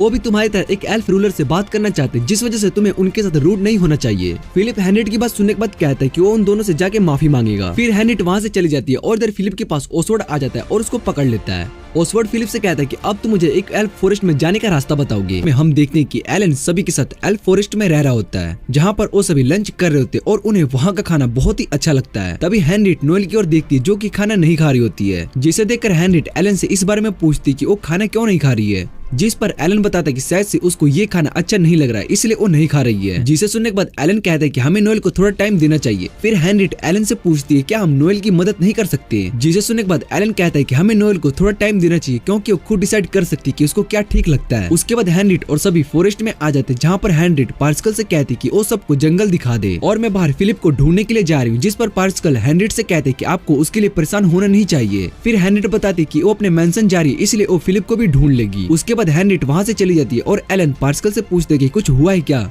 जिस पर पार्सिकल बताता है कि एक एल्फ अभी तक स्पिरिट फॉरेस्ट वापस नहीं आया है। तभी नोएल पार्सिकल से पूछती है क्या वो फिलिप है जो अभी तक वापस नहीं आया है। इधर हेनरिट टाउन में फिलिप को ढूंढ रही होती पर उसको फिलिप कहीं भी नहीं मिल रहा होता है। एलन पार्सिकल से पूछते हैं क्या यहाँ पर सभी एल्फ ऐसे ही केयर फ्री रहते हैं, जिस पर पार्सिकल बताता है कि एल्फ को यहाँ पर फॉरेस्ट में किसी भी तरह की काम करने की जरूरत नहीं होती है क्योंकि उनकी रेस बहुत ही कम है, पर वो सभी लंबी एज तक जिंदा रहते हैं, इसलिए वो बस अपनी लाइफ आराम से स्पेंड करते हैं। मिलेन पार्सिकल से पूछते हैं तुम सभी खाना क्या खाते और उन्हें खाना कहाँ से मिलता है। जिसके बाद पार्सिकल उन्हें एक एप्पल दिखाता है, जिसे देखकर वो सभी हैरान हो जाते हैं और उससे पूछते हैं तुम मैजिक से खाना बनाते हो। फिर पार्सिकल बताता है कि हमें फूड को लेकर कोई भी परेशानी नहीं होती क्योंकि ये जंगल हमें फूड प्रोवाइड करता है। रीस पार्सिकल से इस बारे में पूछती है, जिस पर पार्सिकल बताता है कि ये जंगल हमारा हिस्सा है और हम इस जंगल का हिस्सा है, लेकिन रीस को कुछ भी समझ में नहीं आ रहा होता है। फिर एलन अपनी स्पिरिट आइज का यूज करके देखता है तो उसको पता चलता है कि यहाँ जंगल में सभी एल्फ के सोल जुड़े हुए हैं। जिसे सुनने के बाद पार्सिकल एलन से पूछता है कि तुम्हें इस बारे में कैसे पता चला। एलन बताता है कि उसने इस बारे में पहले से ही सेंस कर लिया था। फिर पार्सिकल उन्हें बताता है कि हम सभी एल्फ इसी जंगल में जन्म लेते हैं और इसी में मरते हैं, इसलिए हमारे मरने के बाद सभी इस जंगल का पार्ट बन जाते हैं और हमारी जरूरतों को पूरा करते हैं। एलन को ये सुनकर बहुत ही अच्छा लगता है कि इस जंगल में पीसफुल लाइफ है और फूड की कोई भी टेंशन नहीं है। पार्सिकल नोएल से पूछते हैं क्या आपने यहाँ पर रहने के बारे में सोच लिया है मास्टर, जिस पर नोएल पार्सिकल से कहती कि मैं अभी तुम्हारी मास्टर नहीं हूँ और मैं इस बारे में अभी सोच रही हूँ। फिर एलन पार्सिकल से पूछती क्या वो इस जंगल में रह सकता है, जिसे सुनने के बाद रीस एलन से पूछती तुम इस जंगल में क्यों रहना चाहते हो। एलन बताता है कि उसको ऐसी जगह रहने के लिए चाहिए थी जहाँ पर वो अपनी लाइफ पीसफुल जी सके और जंगल उसके लिए बेस्ट है। जिसे सुनने के बाद पार्सिकल एलन से कहता है कि ये जंगल तुम्हें यहाँ रहने की परमिशन दे सकता है। फिर एलन पार्सिकल से पूछते हैं कि उन डीमन चाइल्ड को रहने की परमिशन जंगल ने दिया है। पार्सिकल बताता है कि हेनरी ने हमें उन्हें इस जंगल में रहने के लिए कहा है, पर उसने कहा है कि हम इन्हें कम टाइम तक ही रहने दे सकते हैं, जिस पर सभी मान गए। फिर एलन ये सुनने के बाद पार्सिकल से कहते हैं कि वो भी इस जंगल को, जिस पर सभी मान गए। और ये सुनने के बाद एलन पार्सिकल से कहते हैं कि वो भी इस जंगल पर थोड़े टाइम के लिए रहेगा। फिर वो पार्सिकल से पूछता है कि यहाँ पर रहने का सबसे शॉर्ट टाइम पीरियड कितने टाइम का है, जिस पर पार्सिकल बताता है कि यहाँ पर सबसे शॉर्ट टाइम 100 साल तक का है। जिसे सुनने के बाद वो सभी हैरान हो जाते हैं। फिर उन्हें याद आता है कि एल्फ तो बहुत ही सालों तक जिंदा रह सकते, इसलिए उनके लिए 100 साल तो बहुत ही कम है। उसके बाद पार्सिकल को सेंस होता है कि कोई जंगल में आया है। फिर एलन बताता है कि शायद से वो हेनरिट होगी। पार्सिकल बताता है कि जंगल उस इंसान के बारे में कुछ भी नहीं जानता है और वैसे भी इस जंगल में अपने अथॉरिटी काफी लोगों की दी गई है, इसलिए पार्सिकल नोएल से माफी मांगता है कि वो उन्हें ये फॉरेस्ट अभी नहीं दिखा सकता है। इतने कहने के बाद वो वहाँ से चला जाता है और एलन भी उन्हें वापस चलने के लिए कहता है। वो उन्हें बताता है कि शायद से कोई टाउन का इंसान हमें यहाँ पर देख लेगा तो हमारे लिए बहुत ही बड़ी परेशानी खड़ी हो जाएगी। जिसे सुनने के बाद नोएल को याद आता है कि एलन के पीछे तो उस एम्पायर के ब्लैक नाइट पड़े हुए हैं। फिर वो एलन से पूछती है क्या तुम इसी रीजन की वजह से जाना चाहते हो, क्योंकि तुम नहीं चाहते हो कि कोई तुम्हें पहचान ले। उसके बाद वो सभी वापस आ जाते। फिर एलन उन सभी से कहता है कि वो इस जंगल पर वो इस जंगल पर अपनी लाइफ आराम से स्पेंड कर सकता है और यहाँ पर वो हेनरिट से भी मिल लेगा। इधर रीस को एलन की बात को सुनकर बहुत ही ज्यादा गुस्सा आ जाता है और वो उससे पूछती है तुम्हारा हेनरिट के साथ क्या रिलेशन है, जिस पर एलन उसको बताता है कि हम दोनों के बीच में कोई स्पेशल रिलेशन नहीं है, पर शायद से हमारे फेट आपस में मिलते हैं। ये सुनकर रीस को और भी ज्यादा गुस्सा आ जाता है और नोएल एलन से पूछती है कि तुम हेनरिट से शादी करने वाले हो। फिर इस एलन से इस बारे में पूछने लगती है और इधर नोएल उन दोनों को ऐसे लड़ते हुए देख उनसे कहती है कि तुम दोनों बिल्कुल हस्बैंड वाइफ की तरह बिहेव करते हो। जिसे सुनने के बाद वो दोनों शर्मा जाते और कहते हैं कि ऐसा कुछ भी नहीं है। फिर नोएल बताते हैं कि वो भी इस जगह पर रहने वाली, इसलिए वो एलन पर नजर रखेगी। जिसे सुनने के बाद एलन नोएल से पूछते हैं कि तुम स्वॉर्ड स्मिथ का काम छोड़ दोगी, जिस पर नोएल बताते हैं कि यहाँ एम्पायर में बहुत ही अच्छे स्मिथ है, इसलिए वो यहाँ पर रहकर और भी अच्छे से काम सीख सकती है। फिर मिलेन भी यहाँ पर रहने के लिए मान जाती है, जिसके बाद रीस कहती है कि वो भी इस जगह पर रहेगी और एलन रीस को बताता है कि तुम यहाँ पर नहीं रह सकती हो क्योंकि तुम वेस्टफेल्ड की डकी और फॉर्मर प्रिंसेस हो, इसलिए वहाँ तुम्हारा रहना बहुत ही जरूरी है। इधर हेनरिट अपने मेंशन पर आती है जहाँ पर लिस उसका पहले से ही वेट कर रही होती है। लिस हेनरिट को बताती है कि पिछले साल ही हमारे एम्पेरियर का मर्डर हो गया था और इन सब में शायद हेनरिट भी रिलेटेड है। जिसे सुनने के बाद हेनरिट बताती है कि तुम्हें गलतफहमी हुई क्योंकि मैं इन सब में इन्वॉल्व नहीं हूँ। फिर लिस हेनरिट से कहती है कि ये सब झूठ हो सकता है, पर कुछ क्रिमिनल्स यहाँ टाउन से गायब हो चुके हैं, जबकि इस टाउन के सभी रास्तों को बंद कर दिया गया, पर फिर भी हमें उनके बारे में कुछ भी नहीं पता चला। इसलिए मुझे इस बात पर पूरा यकीन है कि उन सब के गायब होने में तुम्हारा ही हाथ है। जिसे सुनने के बाद हेनरिट बहुत ही ज्यादा हैरान और परेशान हो जाती है। तभी रूम में ब्लैक नाइट्स आ जाते और पूरे मेंशन में सर्च करना शुरू कर देते। इधर दूसरी तरफ पार्सिकल भी उस इंसान से मिलने के लिए आ जाता है जो कि जंगल में आने की कोशिश कर रहे थे। तभी पार्सिकल को वहाँ पर फिलिप दिखाई देता है और वो अपनी गलती के लिए पार्सिकल से सॉरी कहता है। जिसे सुनने के बाद पार्सिकल देखते है कि वो इंसान तो एक ब्लैक नाइट है। जिसके बाद वो हेनरिट की कई बातों को याद करने लगता है। हेनरिट ने पहले ही पार्सिकल को ब्लैक नाइट के बारे में बताया था जो कि बहुत ही बुरे होते हैं। अगर गलती से भी एल्फ उनके सामने आ गए और वो उनसे लड़ने की कोशिश की तो वो तुम सभी को खत्म कर देंगे। फिर ओसवर्ड पार्सिकल से पूछते हैं क्या यहाँ पर क्रिमिनल्स आए हैं जिन्हें तुमने एल्फ फॉरेस्ट में छिपा कर रखा है। जिसे सुनने के बाद पार्सिकल को समझ में आ जाते कि वो एलन के बारे में बात कर रहा है, इसलिए वो ओसवर्ड को साफ मना कर देता है और बताता है कि यहाँ पर कोई भी क्रिमिनल्स नहीं आया है। फिर ओसवर्ड गुस्से में पार्सिकल को मारने के लिए जा रहा था, तभी वहाँ पर डीमन चाइल्ड्स आ जाते हैं। वो ओसवर्ड को कुछ फ्रूट्स देते और उन्हें देखकर ओसवर्ड हैरान हो जाता है और कहते हैं कि यहाँ पर तुमने डीमंस को भी छुपा कर रखा है। फिर ओसवर्ड उन सभी पर अपने फायर मैजिक से अटैक करता है जिससे कि वहाँ जंगल में ब्लास्ट हो जाता है। इधर नोएल को भी ये सब फील हो जाता है। फिर वो अपने साथ में रखे हुए उन स्टोन को देखने लगती है जो उनको उन डीमन चाइल्ड ने दिया था और नोएल को महसूस हो जाता है कि वो सभी शायद से खतरे में है, इसलिए वो उन्हें बचाने के लिए चली जाती है। और इधर एलन सोच रहा होता है कि उसको क्या करना चाहिए क्योंकि पिछली लाइफ में वो एक हीरो था जो सबकी मदद करता था और इस लाइफ में वो हीरो नहीं है। तभी रिस एलन से पूछती है क्या वो ठीक है, जिस पर एलन बताता है कि हाँ वो ठीक है। फिर वो दोनों भी नोएल के पीछे जाने लगते हैं और इधर पार्सिकल ने अपने मैजिक का यूज करके उन दोनों डीमंस को बचा लिया होता है। जिसके बाद वो उन्हें वहाँ से जाने के लिए कहता है और वो खुद ओसवर्ड से लड़ने लगता है। ओसवर्ड बहुत ही ज्यादा स्ट्रॉन्ग होता है और वो पार्सिकल पर लगातार अपने मैजिक से अटैक किए जा रहा होता है जिससे कि पार्सिकल बहुत ही ज्यादा घायल हो जाता है। फिर ओसवर्ड उन दोनों डीमन चाइल्ड के पास आता है और उन्हें मारने की कोशिश करता है, लेकिन तभी उसके सर पर एक हैमर गिरता है जो कि नोएल ने फेंका होता है। नोएल को वहाँ पर देखकर बच्चे और पार्सिकल दोनों बहुत ही ज्यादा खुश हो जाते हैं। ओसवर्ड नोएल से पूछते हैं क्या तुम इन सभी के लीडर हो, जिस पर नोएल बताते हैं कि वो बस एक स्मिथ है। फिर मिलेन उसको बताते हैं कि वो नोएल की शॉप क्लर्क है। जिसे सुनने के बाद ओसवर्ड उन दोनों पर अपने मैजिक से अटैक करने लगता है, लेकिन मिलेन नोएल को बचाकर वहाँ से भागने लगती है और इधर पार्सिकल भी अपने स्वॉर्ड से ओसवर्ड पर अटैक करने के लिए जा रहा होता है, लेकिन ओसवर्ड को पहले ही पता चल गया होता है और वो पार्सिकल के अटैक से बच जाती है। उसके बाद वो पार्सिकल को मारने के लिए उस पर अटैक करता है, लेकिन तभी इतने में वहाँ पर एलन आ जाता है। एलन अपनी स्पिरिट आइस का यूज करता है जिससे कि उस पर ओसवर्ड का कोई भी असर नहीं होता है। ये देखकर ओसवर्ड बहुत ही ज्यादा हैरान हो जाता है और ओसवर्ड अपने मैजिक से नोएल पर अटैक करता है, लेकिन एलन उसके अटैक को रोक देता है। और ये देखकर ओसवर्ड एलन से पूछते हैं क्या तुम्हें मेरी पावर दिखाई दे रही है, जिस पर एलन बताता है कि उसकी आंखें बहुत ही तेज है और इसलिए उसकी आंखों से कोई भी नहीं बच पाता है। इसके बाद एलन ओसवर्ड से लड़ने लगता है और उसको मारकर बेहोश कर देता है। उसके बाद वो सभी बहुत ही ज्यादा खुश हो जाते हैं और फिलिप उन दोनों डीमन चाइल्ड के पास आता है और उनसे बात करने लगता है। ये देखकर एलन और रिस बहुत ही ज्यादा खुश हो जाते हैं कि एल्फ को डीमन से कोई परेशानी नहीं है। फिर एलन बताता है कि अच्छा वो यहाँ पर हैंड्रिट नहीं है, क्योंकि अगर उसने ये सब देख लिया तो बहुत ही ज्यादा गुस्सा हो जाती। तभी एलन देखता है कि हैंड्रिट उसको पीछे से देख रही है और वो एलन पर बहुत ही ज्यादा गुस्सा करने लगती है और कहती है कि तुमने फिर से गड़बड़ कर दी। पर उसको इन सब से ज्यादा गुस्सा नहीं आता और वो एलन से कहती है कि टाउन के सभी रास्ते वापस से खुल चुके हैं, इसलिए अब एलन यहाँ से जा सकते हैं। और एलन को ये सब सुनकर बहुत ही अजीब लग रहा होता है। फिर शाम को वो सभी जाने के लिए रेडी हो जाते हैं और नोएल पार्सिकल से कहते हैं कि उसका जाना जरूरी है क्योंकि उसको अभी बहुत कुछ सीखना है, इसलिए वो अभी उनकी मास्टर बनने के लायक नहीं है। पार्सिकल नोएल की बात समझ जाता है और उससे कहते हैं कि आप यहाँ पर कभी भी आ सकते हो, जिसे सुनने के बाद नोएल वहाँ से चली जाती है।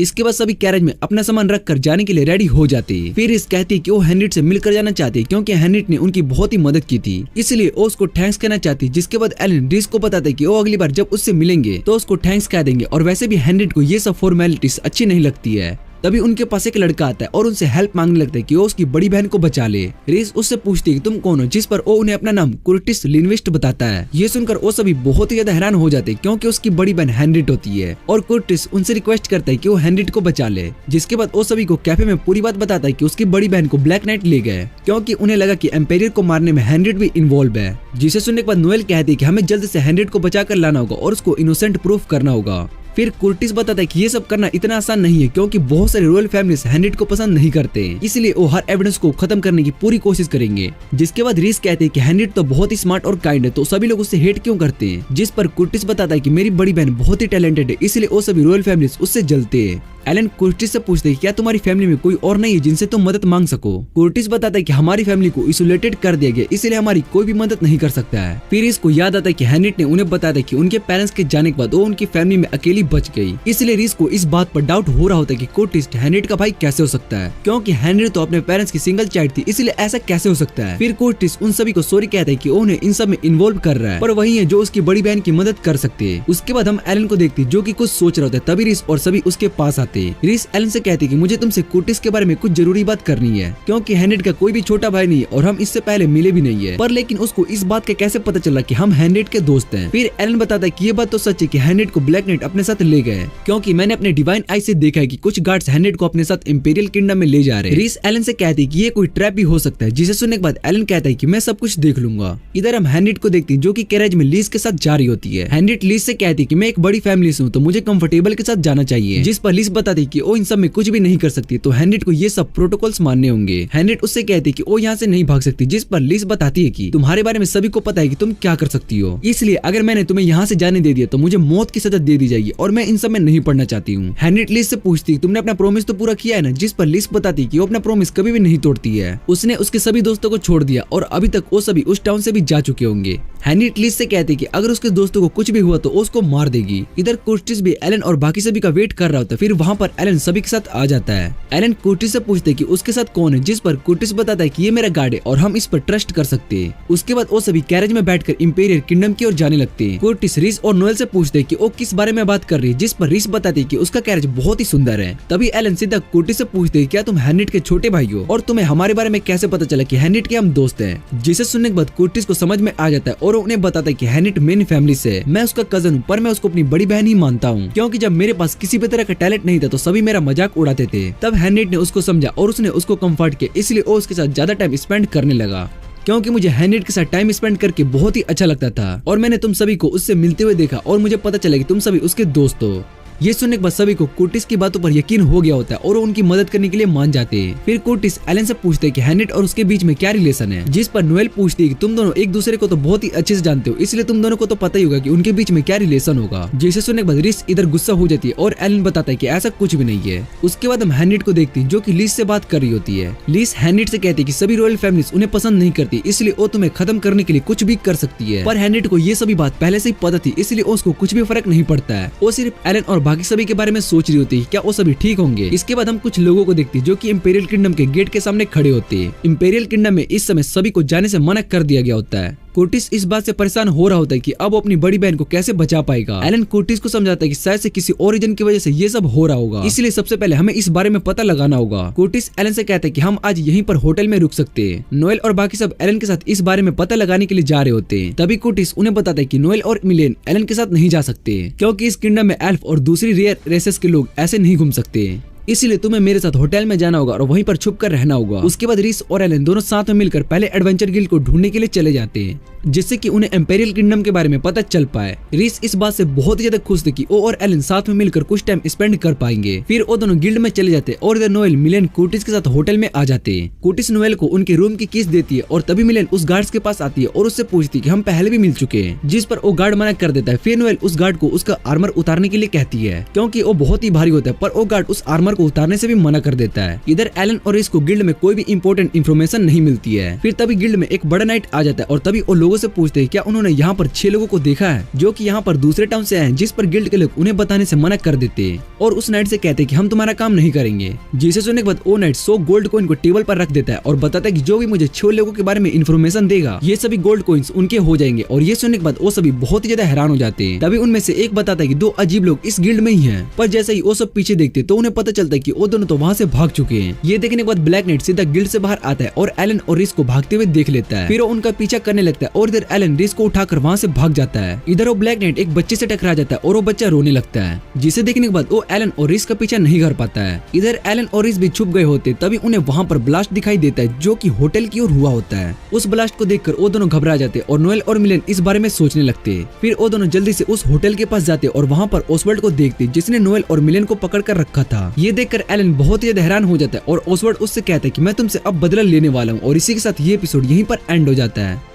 इसके बाद हम देखते हैं कि कुछ मोस्टर गांव पर अटैक करके उसको तबाह कर देते हैं। फिर एक मोस्टर वहां पर एक बच्चे के पास जा रहा होता है और वो बच्चा उस मोस्टर को देखकर बहुत ही ज्यादा डर गया होता है। तभी वहां पर एक लड़का आता है और उस मोस्टर को मार देता है और उस बच्चे से कहता है कि तुम अब सेफ हो। फिर सीन चेंज होता है और हम एलन और रीस को देखते हैं जो कि उस होटल के पास आए होते हैं और वहां पर उनको ओसवर्ड मिलता है जिसने की नोएल और मिलेन को पकड़ कर रखा था और वो एलन से कहता है कि अगर उसने कुछ भी करने की कोशिश की तो वो उन दोनों को मार देगा। पर एलन बहुत ही ज्यादा शांत होता है और उसको ऐसे करता देख ओसवर्ड उससे कहता है कि क्या तुम्हें अपने दोस्तों की फिक्र नहीं है? अगर ऐसा है तो मैं इन्हें मार देता हूँ। और ये सुनने के बाद रीस उसको मना करने लगती है। फिर एलन ओसवर्ड से कहता है कि तुम उन दोनों को मारना चाहते हो पर मैं उससे पहले तुम्हारा सर काट दूंगा। ये सुनने के बाद ओसवर्ड को बहुत ही ज्यादा गुस्सा आ जाता है और उन दोनों को मारने के लिए जा ही रहा होता है। इतने में एलन उसके हाथ को काट देता है। फिर एलन ओसवर्ड से कहता है कि मैं तुमसे कुछ सवाल पूछने वाला हूँ इसलिए तुम्हारा चुप रहना ही ठीक होगा। जिसे सुनने के बाद ओसवर्ड हंसने लगता है। फिर वो एलन से कहता है कि मुझे ये बात पहले से ही पता है कि मैं तुम्हें नहीं हरा पाऊंगा, इसलिए मैंने यहाँ पर सभी लोगों के ऊपर अपना मैजिक कास्ट कर दिया है जिससे कि वो सभी ब्लास्ट होकर मर जाएंगे। फिर वो एलन से कहता है कि तुम भला यहाँ कितने लोगों की जान बचा पाओगे। ये सुनने के बाद एलन अपना पास्ट याद करने लगता है। जब उसने एक बच्चे की मदद करने की कोशिश की थी तब वो बच्चा एलन को ही एक मोस्टर समझ रहा था और उससे बहुत ही ज्यादा डर रहा था। फिर एलन कहता है कि अब मैं कोई हीरो नहीं हूँ इसलिए मुझे इन सभी लोगों को बचाने की कोई जरूरत नहीं है, मैं बस उन्हें ही बचाना चाहता हूँ जो कि मेरे लिए इम्पोर्टेंट है। फिर तभी ओसवर्ड अपने मैजिक का यूज कर देता है और एलन ये देखने के बाद अपने मैजिक से सब कुछ स्लो कर देता है। फिर वो अपनी सोर्ड से ओसवर्ड के सभी मैजिक को खत्म कर देता है और उस बच्चे को भी बचा लेता है। इधर ओसवर्ड को कुछ भी समझ में नहीं आ रहा था कि उसका मैजिक काम क्यों नहीं कर रहा है। फिर एलन उसके पास आता है। वो ओसवर्ड से कहता है कि अगर तुम्हारे कुछ लास्ट वर्ड्स है तो तुम कह सकते हो। और वो एलन को मोस्टर कहता है, जिसके बाद एलन उसको मारने के लिए उस पर अपनी सोर्ड से अटैक करता है। तभी वहाँ पर एक नाइट आ जाता है। वो एलन को रुकने के लिए कहता है और फिर एलन उस नाइट से कहता है कि तुम इन सभी में इन्वॉल्व ना हो, तुम्हारे लिए यही अच्छा होगा। फिर वो नाइट एलन से कहता है कि ओसवर्ड ब्लैक नाइट्स का मेंबर है और उसने यहाँ पर टाउन में काफी लोगों को इंजर्ड किया है जिसके लिए उसको सजा जरूर मिलेगी, पर ब्लैक नाइट्स ओसवर्ड को उसकी गलती के लिए सजा देंगे। ये सुनने के बाद एलन उस नाइट से कहता है कि मैं भला नाइट्स पर कैसे ट्रस्ट कर सकता हूँ कि तुम सच कह रहे हो। फिर वो लड़की एलन से कहती है कि उसका नाम सेलिया है और वो ब्लैक नाइट की मेंबर है, इसलिए ओसवर्ड को पनिशमेंट देने की रिस्पॉन्सिबिलिटी भी उनकी है। एलन को सेलिया की बातों पर विश्वास हो जाता है और वो ओसवर्ड को छोड़ देता है। फिर एलन वापिस से होटल में आ जाता है और रीस से नोएल और मिलेन के बारे में पूछता है। रीस उनको बताते कि वो दोनों अभी रेस्ट कर रहे और उनकी चोट भी ठीक हो चुकी है। फिर इस एलन से पूछते हैं कि वो ब्लैक नाइट्स क्या हमारे हमारे पीछा कर रहे हैं। जिस पर एलन कहता है कि इस बारे में तो मुझे भी कुछ ठीक से नहीं पता है। रीस एलन से कहती है कल हम यहाँ से इंपीरियल कैस्टल जा सकते हैं, और फिर एलन बताता है कि हम भी ब्लैक नाइट के साथ इन्वॉल्व हो चुके हैं। रीस एलन से कहते हैं कि शायद से वो ब्लैक नाइट्स उस असैसिन को ढूंढ रहे हैं जिसने कि एम्पायर का मर्डर किया, इसलिए हमें उसके बारे में ज्यादा नहीं सोचना चाहिए। एलन को रीस की बात सही लग रही होती है, पर उसको ये समझ में नहीं रहा होता कि वो ब्लैक नाइट्स उनके पीछे आखिर क्यों पड़े हुए हैं। इधर हम सेलिया को देखते हैं जो कि बाकी के नाइट्स के साथ जंगल में आई होती है और रीस को सारी रिपोर्ट देती है। और सेलिया रीस से कहती है कि आज ओसवर्ड मरते हुए बचा, पर उसने इस बारे में बहुत ही बड़ी गलती की है, इसलिए अब हमें उनके साथ क्या करना चाहिए। जिस पर लीस सेलिका से कहती है कि तुम्हें उसके बारे में नहीं सोचना चाहिए क्योंकि बॉस इस मैटर को खुद ही हैंडल करने वाले हैं। ये सुनकर सेलिया हैरान हो जाती है और तभी वहाँ पर ओसवर्ड के पास एक डार्क स्पिरिट बिस्ट आता है और उसको खा जाता है। इधर लीस हैंड्रिड को अपने साथ एक होटल में लेकर आती है और वो उससे कहती है कि ये जगह तुम्हारे रहने के लिए बेस्ट है। फिर वो वहाँ से जाने लगती है और तभी हैंड्रिड उससे कहती है कि तुम मेरे साथ रुक कर कुछ देर बातें कर सकती हो जिससे कि मैं बोर नहीं होंगी, पर लीस मना कर देती है और बताती है कि उसको बहुत सारी काम है। वो हैंड्रिड से कहती है कि अगर तुम्हें कुछ भी चाहिए होगा तो मुझे इन्फॉर्म कर देना। तभी हैंड्रिड उससे रूम के कीज मांगती है, पर लीस देने से मना कर देती है। फिर हैंड्रिड बताती है कि अगर मुझे कुछ बुक्स मिल जाए तो मैं बोर नहीं होंगी। जिसे सुनने के बाद लीस हैंड्रिड से पूछती है कि तुम्हें किस तरह की बुक चाहिए। अगले दिन एलन अपने सभी दोस्तों के साथ मटेरियल कैस्टल पर पहुंच जाता है और वो देखते हैं कि वहाँ पर सभी लोग अपना परमिट दिखाकर अंदर जा रहे होते हैं, इसलिए वो सब इंपीरियल कैस्टल में नहीं जा सकते और ब्लैक नाइट भी उन्हें पकड़ लेंगे।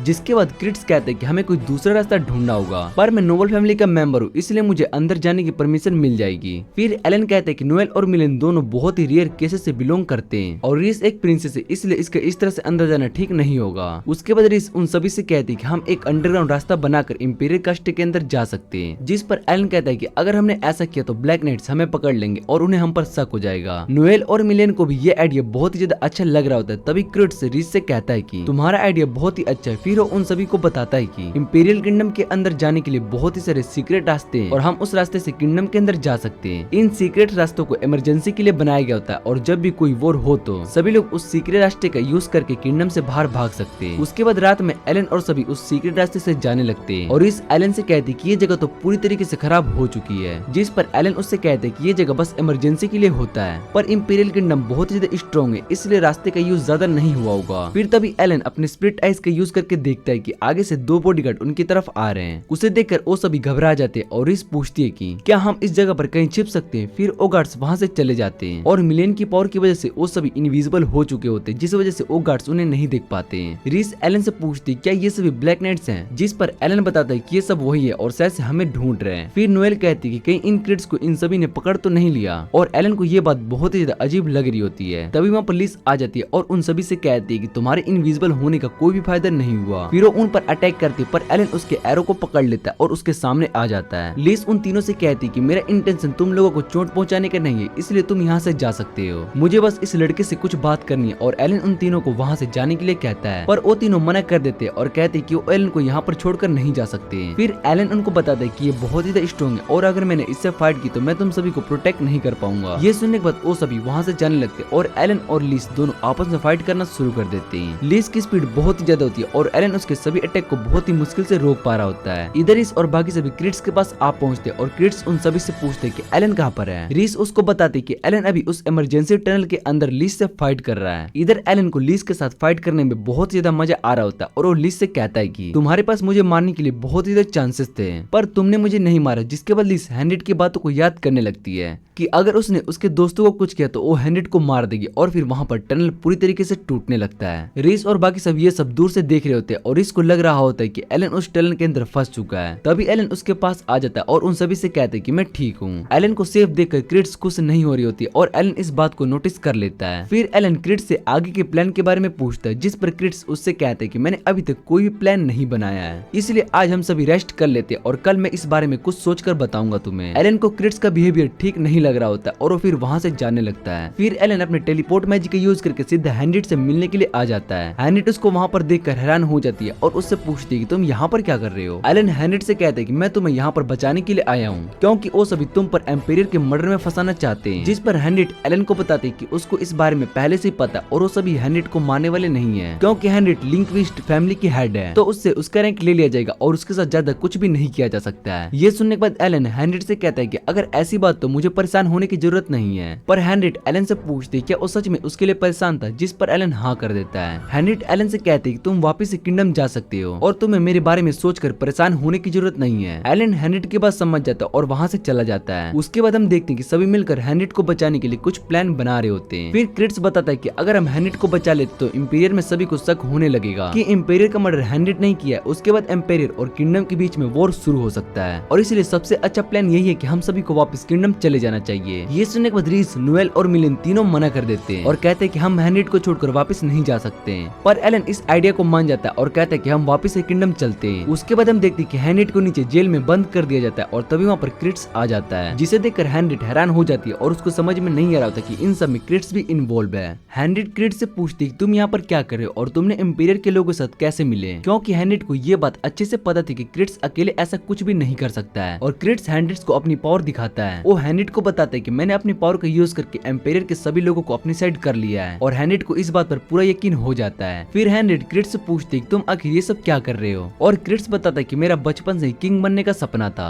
जिसे कि मैं पूरा करना चाहता था। और ये सुनने के बाद हेनरिट क्रिट्स से पूछती है तुम्हारी मदर एक नॉर्मल फैमिली से थी जिन्होंने एक नोबल फैमिली से शादी की और इन समय भला तुम किंग कैसे बन सकते हो। जिस पर क्रिट्स हेनरिट से कहता है कि मुझे किंग बनने के लिए तुम्हारी जरूरत नहीं है क्योंकि तुम विंकलिस्ट फैमिली की हेड हो जो कि यहाँ की सबसे पावरफुल और सबसे बड़ी फैमिली है और अगर मैं तुमसे शादी कर लेता हूँ तो एम्पायर के सभी लोगों को मुझे किंग एक्सेप्ट करना पड़ेगा। पर हेनरिट इस बात के लिए मना कर देती है और कहती है कि तुम्हारा ये प्लान कभी भी बेकार हो जाएगा। फिर क्रिट्स हेनरिट को इस बात के लिए मनाने लगता है और हेनरिट उसकी बात नहीं मान रही होती है। उसके बाद क्रिट्स वहाँ से जाने लगता है और वहाँ पर हम लीस को देखते हैं जो कि क्रिट्स से माफी मांग रही होती है कि वो एलन को उस टनल से हरा नहीं पाई, जिससे कि हमें पता चलता है कि क्रिट्स ने लीस को एलन पर अटैक करने के लिए कहा था। फिर क्रिट्स लीस से कहते हैं कि तुम्हें उस बारे में नहीं सोचना चाहिए क्योंकि उसको ये बात पता थी कि एलन वापस से किंगडम आ चुका है, इसलिए उन्हें टेंशन लेने की कोई भी जरूरत नहीं है। और इधर एलन बाकी सभी को वापस से किंगडम जाने के लिए कह रहा होता है। एलन उनको बताता है कि हेनरिट खुद को प्रोटेक्ट कर सकती है और वो इन सब से जल्दी बाहर आ जाएगी, इसलिए हमें उसके बारे में ज्यादा परेशान नहीं होना चाहिए। उन सभी को एलन की बात पर यकीन होने लगता है और इस एलन से कहती है कि मुझे भी कुछ गलत लग रहा है, क्या हमारा इस तरह से हेनरिट को छोड़ जाना ठीक होगा। और एलन उसको बताता है कि सब कुछ ठीक है। फिर एलन गार्ड से रुकने के लिए कहता है और बोलता है कि हमें थोड़ा रेस्ट करना चाहिए, इसलिए हम इस जगह पर कुछ देर के लिए रुक जाते हैं। गार्ड्स उनकी बात मान लेते हैं और उस गार्ड्स को क्रिस्ट ने उनके साथ भेजा था। दूसरी तरफ लीस हेनरिट से मिलने के लिए आई होती है और उससे इन सब के लिए माफी मांगती है, जिस पर हेनरिट उससे कहती है कि तुम्हारी कोई भी गलती नहीं है, इसलिए तुम यहाँ से जा सकती हो। फिर लीस हेनरिट को बताती है कि उसने उसकी फेवरेट बुक लाई है जिसका नाम टेल्स ऑफ हीरोज है। फिर हेनरिट अपने पास्ट को याद करने लगती है कि उसको शुरू से हीरोज की कहानियां पढ़ना बहुत ही अच्छा लगता था। वो हमेशा अकेली रहकर बस हीरो की कहानियां पढ़ती थी, पर उसको सभी की स्टोरी में एक बात कॉमन है कि बहुत ही दुख होता और वो हीरोज की एंडिंग थी। एंड में हीरोज की मौत हो जाती है और ये बात हेनरिट को बहुत ही ज्यादा बुरी लगती थी। जिसके बाद हेनरिट एलन को देखना शुरू कर देती है और उसको हर मुश्किल में गाइड करती थी। पर लास्ट में एलन की मौत हो जाती है और उसके बाद हेनरिट ने डिसाइड किया था कि वो एलन को उसकी नॉर्मल लाइफ से अच्छे से जीने देगी, जहाँ पर वो आराम से रह सके और उसको किसी के लिए भी परेशान ना होना पड़े। इसके लिए हेनरिट कुछ भी करने के लिए रेडी थी और उसके बाद वहाँ पर दोबारा से क्रिट्स हेनरिट को मारने के लिए आ जाता है। पर हेनरिट उसकी बात नहीं मानती है और उससे कहती है कि अगर तुम मेरे साथ होनेस्ट होते हो तो मैं तुम्हारी मदद करने के बारे में सोचती हूँ, पर तुमने मुझे धोखा दिया इसलिए मैं तुम्हारी मदद नहीं करने वाला हूँ। ये सुनने के बाद क्रिट्स को गुस्सा आ जाता है और हेनरिट को पंच मारने के लिए जाता है, जिससे कि हेनरिट नीचे गिर जाती है। पर क्रिट्स को समझ में आ जाता है कि उसने कुछ गलत कर दिया है और वो वहाँ से भागकर रूम में आ जाता है, जहाँ पर उसके पास ब्लैक फॉग आ जाती है और उसको देखकर उसको लग रहा होता है कि कोई उसको कंट्रोल कर रहा है। दूसरी तरफ हम एलन और बाकी सबको देखते हैं और रिस एलन से कहते हैं कि उसको हेनरिट की फिक्र हो रही है, इसलिए हमें हेनरिट की मदद करने के लिए जाना चाहिए। और एलन रिस को बताता है कि हेनरिट इस मैटर को खुद हैंडल कर सकती है, इसलिए हमें उसके बारे में सोचकर परेशान नहीं होना चाहिए। पर इस एलन की बात नहीं मान रही होती है। तभी वहाँ पर ओ गार्ड आता है और एलन से कहता है कि तुम्हें रीस की बात मान लेनी चाहिए, वैसे भी तुमने उस टाउन को बचाया था। और ये सुनने के बाद एलन सोचने लगता है कि इस गार्ड को उस टाउन के बारे में कैसे पता चला। इधर क्रिट्स वापस से हेनरिट के पास आ जाता है और इस बार वो हेनरिट को फोर्स कर रहा होता है, पर हेनरिट नहीं मान रही होती है। जिसके बाद क्रिट्स अपनी डार्क पावर को यूज करके हेनरिट को पकड़ लेता है और उससे कहता है कि अगर तुम मेरी मदद नहीं करोगी तो मैं तुम्हें मार दूंगा। और तभी वहाँ पर एलन आ जाता है और एलन के साथ जो गार्ड होता है वो असल में सैलिया होती है, जिसे देखकर क्रिट्स सैलिया से कहता है क्या तुम मुझे धोखा दे रही हो। फिर सैलिया क्रिट्स से कहती है कि मैं विक्टर नेशन को सर्व करती हूँ। फिर एलन कहता है कि बातें बहुत हो चुकी तो क्या अब हम सब खत्म करें। उसके बाद हमें पास्ट का सीन दिखाया जाता है जहाँ पर क्रिट्स से मिलने के लिए डीमन आया होता है। क्रिट्स उसको बताता है कि मैं इंपीरियर का किंग बनना चाहता हूँ और डीमन उससे कहता है कि हमें पहले किंग को मारना होगा। जिसके बाद क्रिट्स बताता है कि किंग के मरने के बाद भी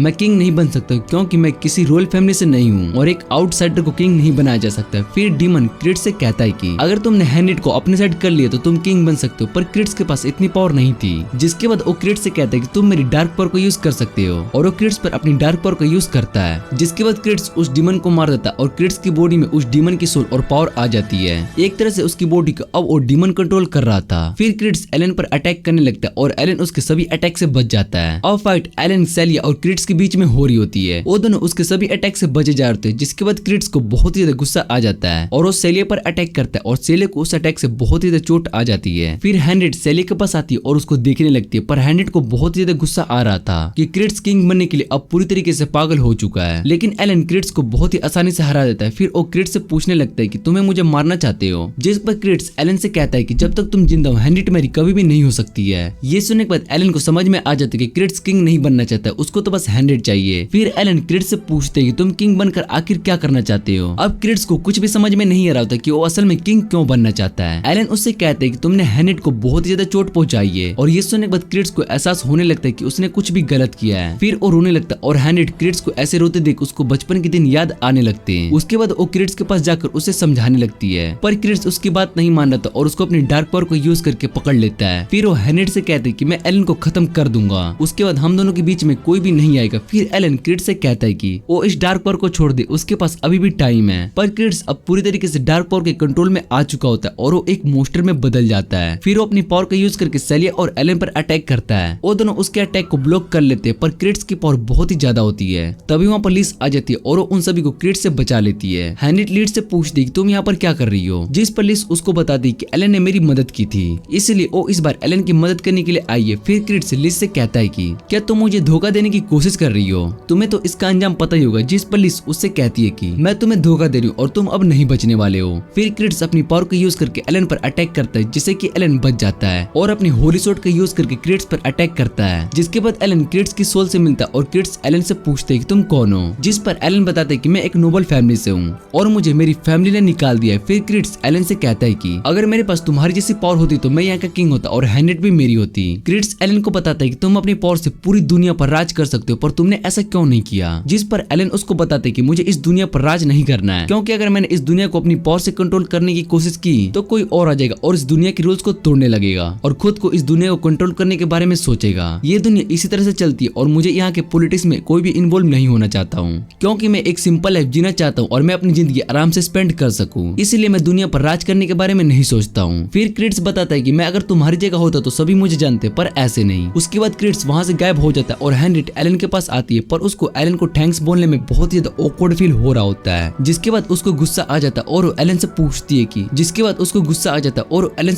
तुम मुझे बचाने के लिए क्यों आए हो। मैंने तुम्हें पहले कहा था कि मुझे तुम्हारी हेल्प की जरूरत नहीं है, पर तुम फिर भी यहाँ पर आए। एलन उससे कहते हैं कि मुझे भी इस बारे में कुछ भी नहीं पता था, मैं तो बस यहाँ पर तुम्हारी मदद करने के लिए आया हूँ। फिलिस उन दोनों से कहते हैं कि तुम्हें यहाँ से जल्दी से जाना चाहिए, वरना हालात और भी ज्यादा खराब होने लगेंगे। उसके बाद सभी जगह पर यह बात फैल गई होती है कि लिंक्विस्ट फैमिली की हेड है और वो मर चुकी और इसी के साथ लिंक्विस्ट फैमिली भी खत्म हो गई है। पर हैंड्रेड को ये एंडिंग अच्छी नहीं लगती। उसके बाद एलन हैंड्रेड से कहता है कि सभी के लिए तुम तो मर चुके, फिर क्या मैं तुम्हें कोई गोस्ट समझूं या ह्यूमन। जिस पर हैंड्रेड कहती है कि तुम मुझे टच करके देख सकते हो। वो सभी इस बात से बहुत ही ज्यादा खुश होते हैं कि सबसे पहले हैंड्रेड उसके साथ रहने वाली है। हैंड्रेड एलन से पूछती है कि तुम मुझे बचाने के लिए क्यों आए थे, जिस पर एलन उससे कहते हैं कि तुम भी तो यही चाहती थी, इसलिए मैं तुम्हें बचाने के लिए आया। और उसके बाद ओरिस और बाकी सभी के पास जाने लगती है। हैंड्रेड कहती है कि एलन सच में सभी के लिए हीरो है और इसी के साथ ये एनाइम का सीजन यहीं पर एंड हो जाता है।